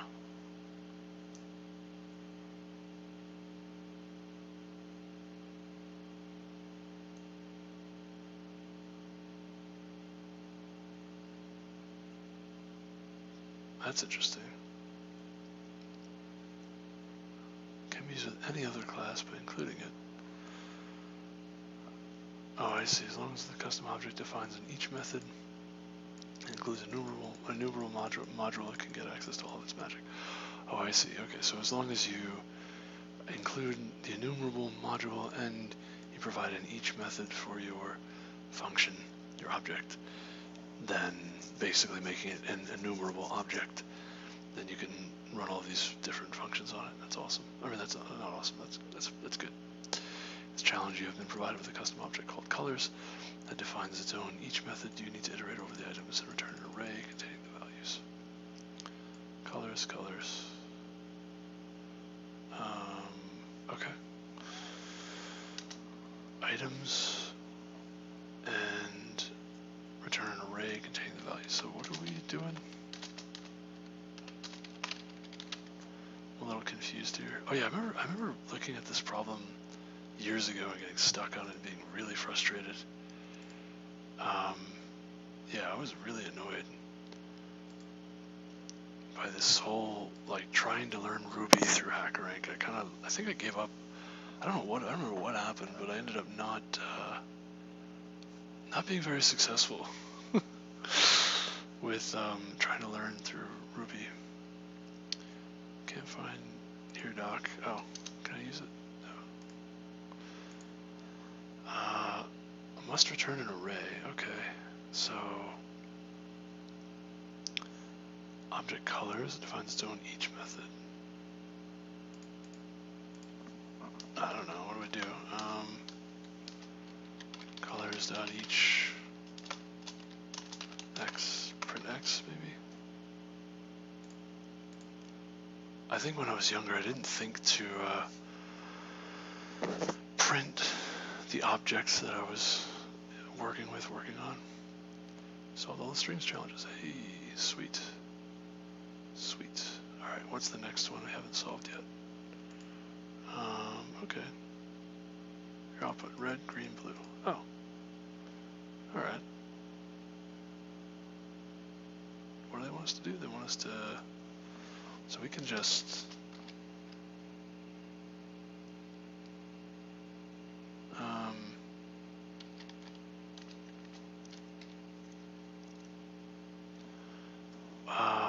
map? No, hold on a second. What does map do?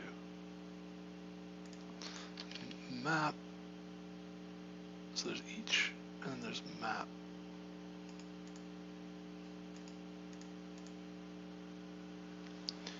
Iterates over keys and objects in a weakly referenced object.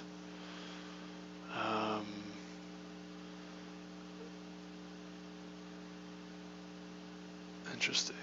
Weak map. Focus a given block once for each element. Creates a new array containing the values returned by the block. Okay, so we should actually map. That's what we want to do.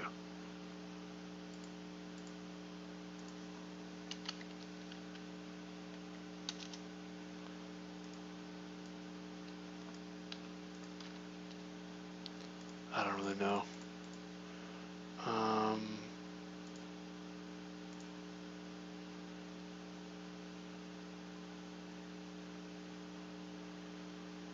Collect. No block is given, a numerator is returned instead.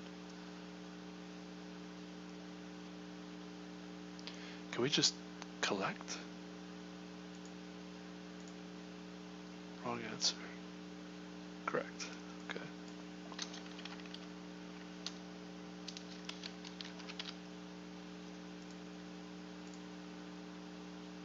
What does collect do?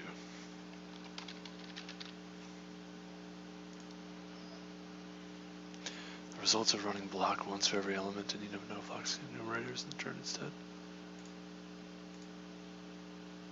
Oh. Okay.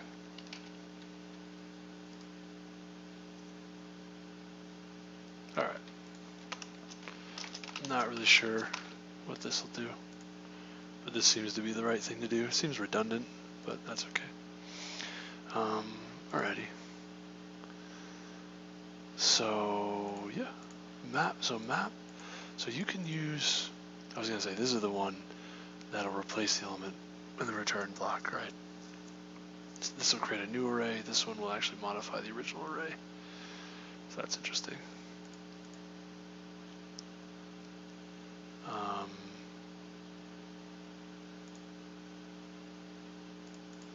Okay, so we're almost done. So what's interesting though is I want to say collect and then like toArray or something like that.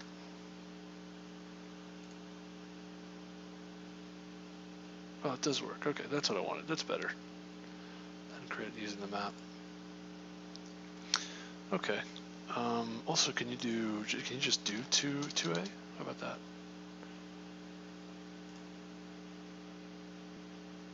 Oh yeah, that works too. Neat. So, there you go. Very good. Nice. Alright, I think we got one more after this, and that's that. The previous challenge we learned about each method being central to all of the methods, provided by a enumerable class. One of such useful methods is each with index, which allows you to iterate over items along with an index, keeping count of the item. Oh, it's the same one. Oh, this is it. This is the last one.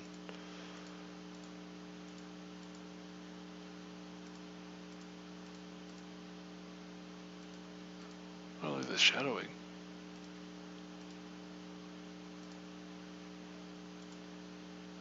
It's kind of interesting. Oh, because I'm zoomed in, I think. What is this? Reader view. Huh. I don't know, but I like the bigger one. Alright, this is the last Ruby challenge, so then we're done. Sweet, we solved all of the Ruby challenges on Hackerrank in one day. That's what I'm talking about. That's what I'm talking about, man. Nice. In the previous challenge, we learned about each method being central to all of the methods provided by a enumerable class. One of such useful methods is each with index, which allows you to iterate over items along with an index, keeping count of the item. Allows you to iterate over items along with an index, keeping count of the item. Okay. Colors each with index. Oh yeah, this is enumerate you can do. Or each with index. Oh, each with index. Literally. Okay, that's interesting. Neat. So item index. X, Y is item index. Yeah, P, item. And so this is not a formatted string. This is. What is this? Oh yeah, no, this is an interpolated string. That's interesting. As you can note, the counting of items starts from 0. In this challenge, your task is to complete the skip animals method that takes an animals array, a skip integer, and returns an array of all elements except first skip number of items as shown in the example below. Dude, I solved all these challenges in one day, and I'm just thinking back to when I was younger, when I was a kid. I'm not even a kid, but just younger. All I had to do was read the manual. That's all I had to do was just read the documentation, and it would have been so easy. I would have flown through these problems. Just, like I said, one day. Like I feel like such a dummy. I don't know, man. And I feel like I've wasted so much time in my life too. It's like, it's so sad, but wow, like, dude, that hurts. That's painful. Just thinking back, thinking about, when I was younger. Like, yeah, I could have been doing this when I was 18, 16, 17, 18. Like, you could, literally a 15-year-old could do this. It might be a little bit difficult to understand what you're reading, what you're dealing with, but like, ultimately, it's not that difficult, not that hard, really. Yeah, man, I don't really know. Like, I got hard stuck on these problems way back when. I remember that. And here I am, we could do it in a day, and it's like, wow, that's just sad. It's frustrating, difficult, sad. I don't know what to say. Just, life's hard, I guess. I don't know. I don't know. It's tough. It's unfortunate. It's unfortunate that I got so stuck. I don't know. Wasn't that hard. Ultimately, I just needed to read the documentation. That's it. That's all I really had to do. As you can note, the counting of items starts from 0. In this challenge, your task is to complete the skip animals method. It takes an animals array and a skip integer and returns an array of all elements except first skip number of items as shown in the example below. For example, skip animals, leopard, bear, fox, wolf, 2 wolf, 2 fox, wolf, 3 wolf. Guarantee that the number of items in animals array is greater than the value of skip. Okay.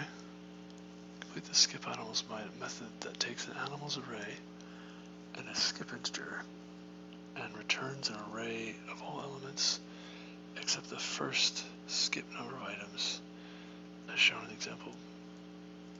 For example, skip all animals.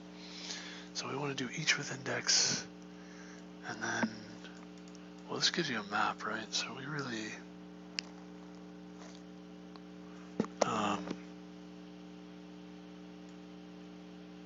we could just filter too. There's that as well.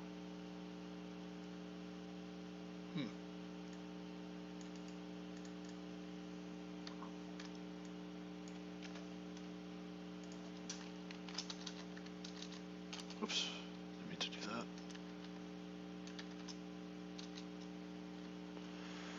Can do something as simple as just animals, each with index, element I. That's probably how I would do it.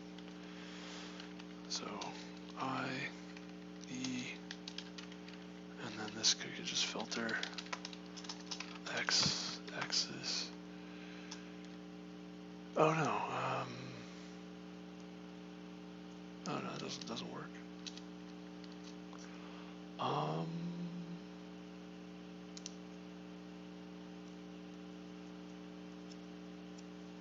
Don't necessarily want to print these.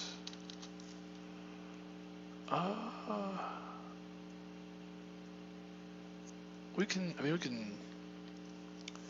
I don't okay, so a couple things. Here's the last question, huh?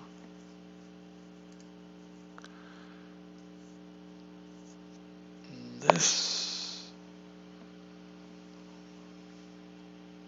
calls block with 2 arguments, the item and its index. For each item in enum, given arguments are passed through to each. No blocks given, numerators return instead.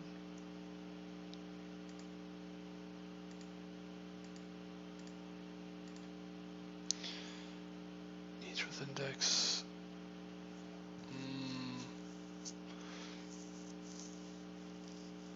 And the problem with this is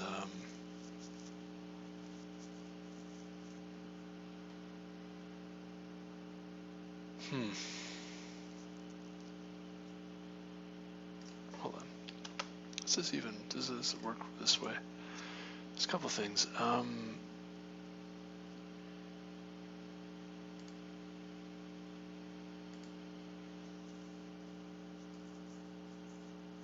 The thing that's tricky about this is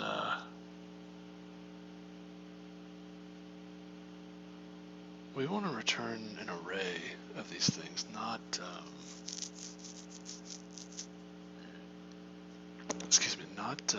not print it. So we can append these values to a return array. I think that's the tricky thing, is that actually this doesn't, this gives us an enum. Interesting. So I don't know. So here we get these characters. Let's see, can we just collect dot 2a? How about that? What does that give us?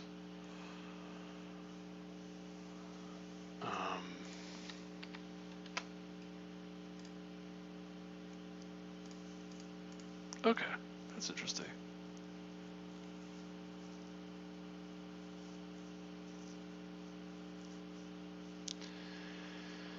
So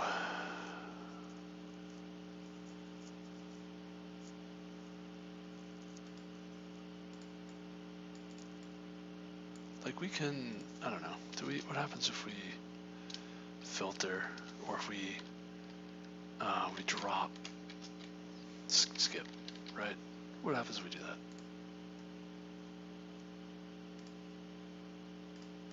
Now can we print it, and what do we get if we print it?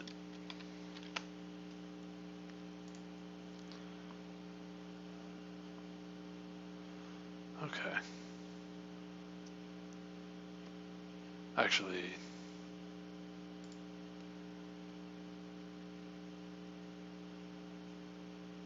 this gives you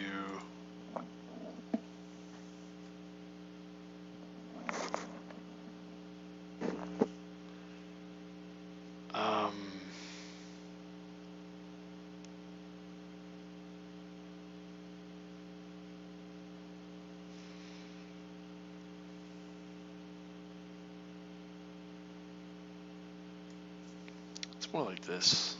We could do it this way too. Although this is kind of awkward. I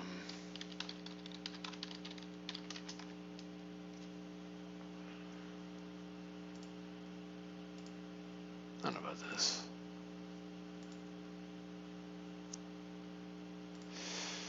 Yeah, see, this each with index is doesn't actually, like, it's more like we want to map with index.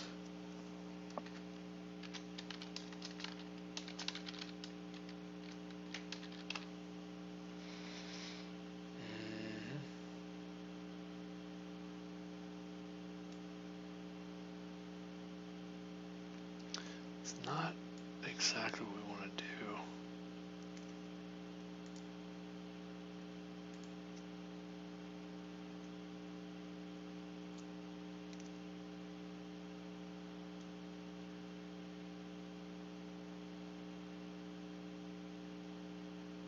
Yeah, I mean, you could do something like this.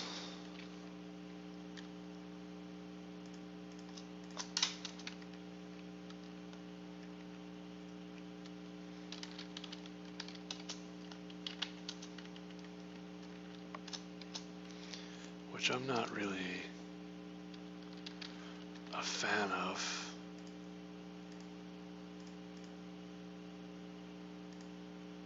Oh, really?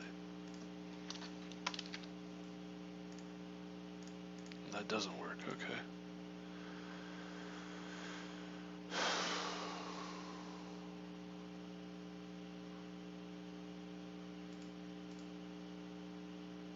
Oh, I see.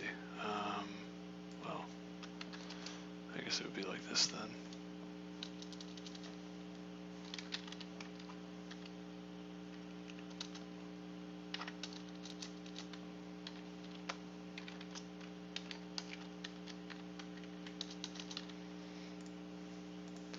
Yeah, there's some things here I need to think about. Panda, tiger, deer, leopard. Yeah, correct, okay. So, we can go with this and see how it goes. Oh, this is everything in Ruby, by the way. Solved all the innumerable challenges in Ruby. Solved all the Ruby altogether. Just everything. Done. Finished. So that puts us at, yeah, almost 4 hours. And, I don't know, we did like 5 hours early. We did something less than 10 hours today. I don't know how many hours we did today. It wasn't that much. But I think it was like 5 hours before, so a little bit less. Not 10 hours. But, yeah, we did it. We solved it all. I don't really like this each with index. I mean, it works, but it's not really what I was looking for, I was going for. I think mapping is better. And just, well, actually counting the indices with a map is kind of challenging. Isn't that like an enumerate something?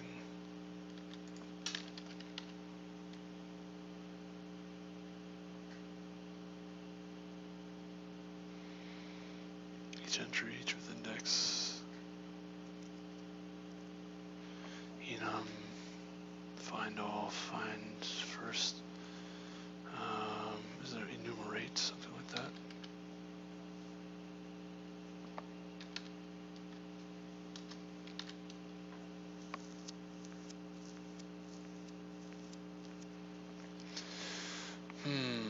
Flat map, what is that? No, map.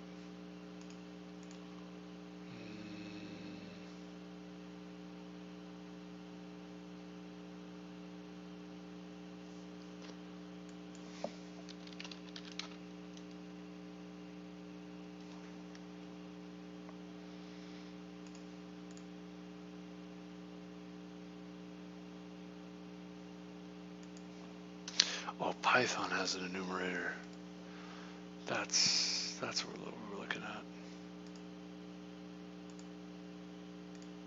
Yeah, that's actually what I'm looking for, is actually a Python function, not a Ruby function. Ruby has a similar thing with each with index, but as you can see, the use case is not really each with object. IA times 2.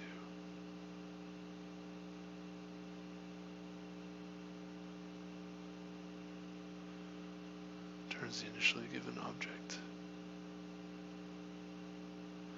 Iterates the given block for each element with an arbitrary object, each with object, and returns the initially given object.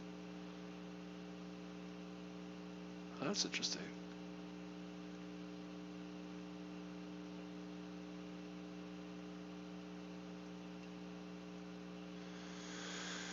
Items in enum, entries to array.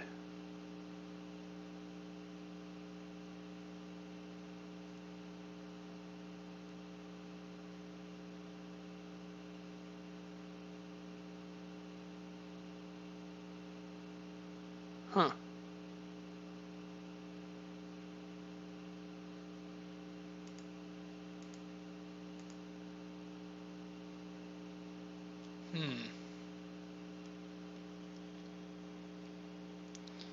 What happens if you do 2A on this guy here? I was just trying that before.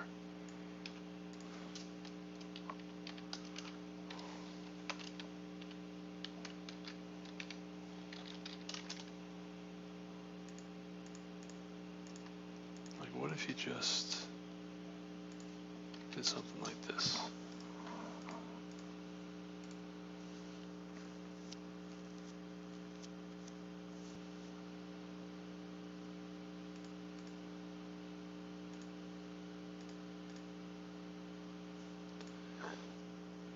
Excuse me. So yeah, this will give you basically just animals again. It doesn't really help you. You can just basically just assume this is an array.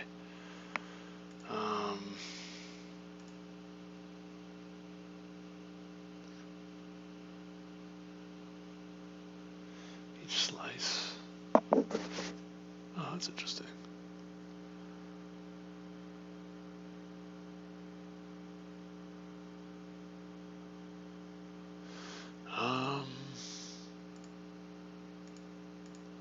But how do I?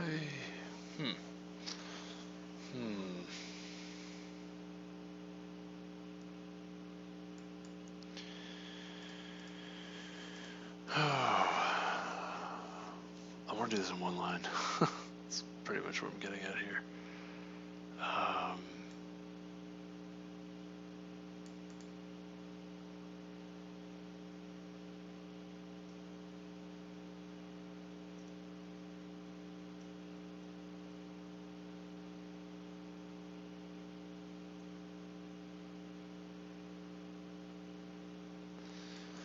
do something like this. Oh, you ready for this? Okay, I got it. Here you go. You go 0 dot dot animals dot size or length. How do you get array size, array length?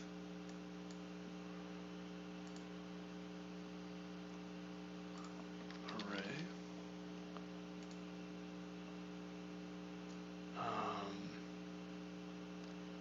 Size. Yeah, just dot size. Okay.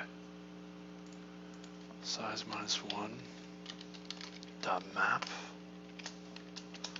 x, and we're going to say animals of x. Alright, so here you go.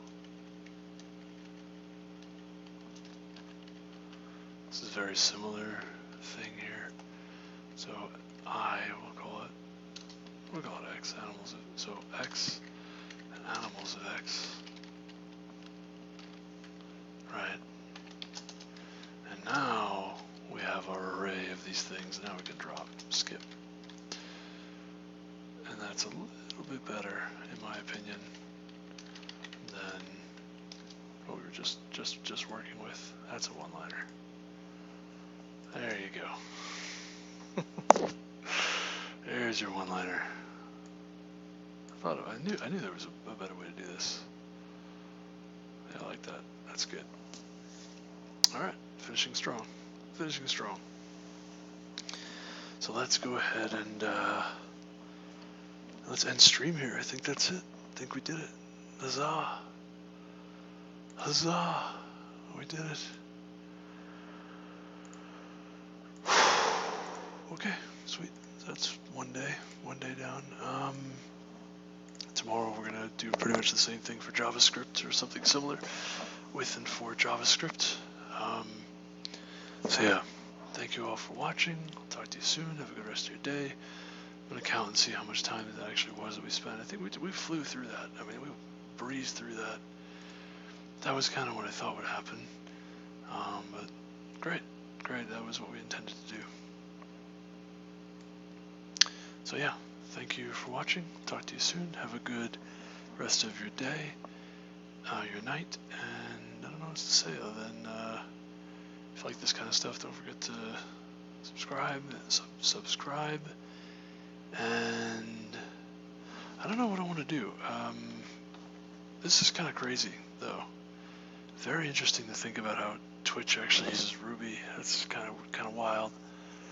It's really weird, especially because the video feed is like Twitch might be a lot. Actually, that explains something. It explains a lot of things.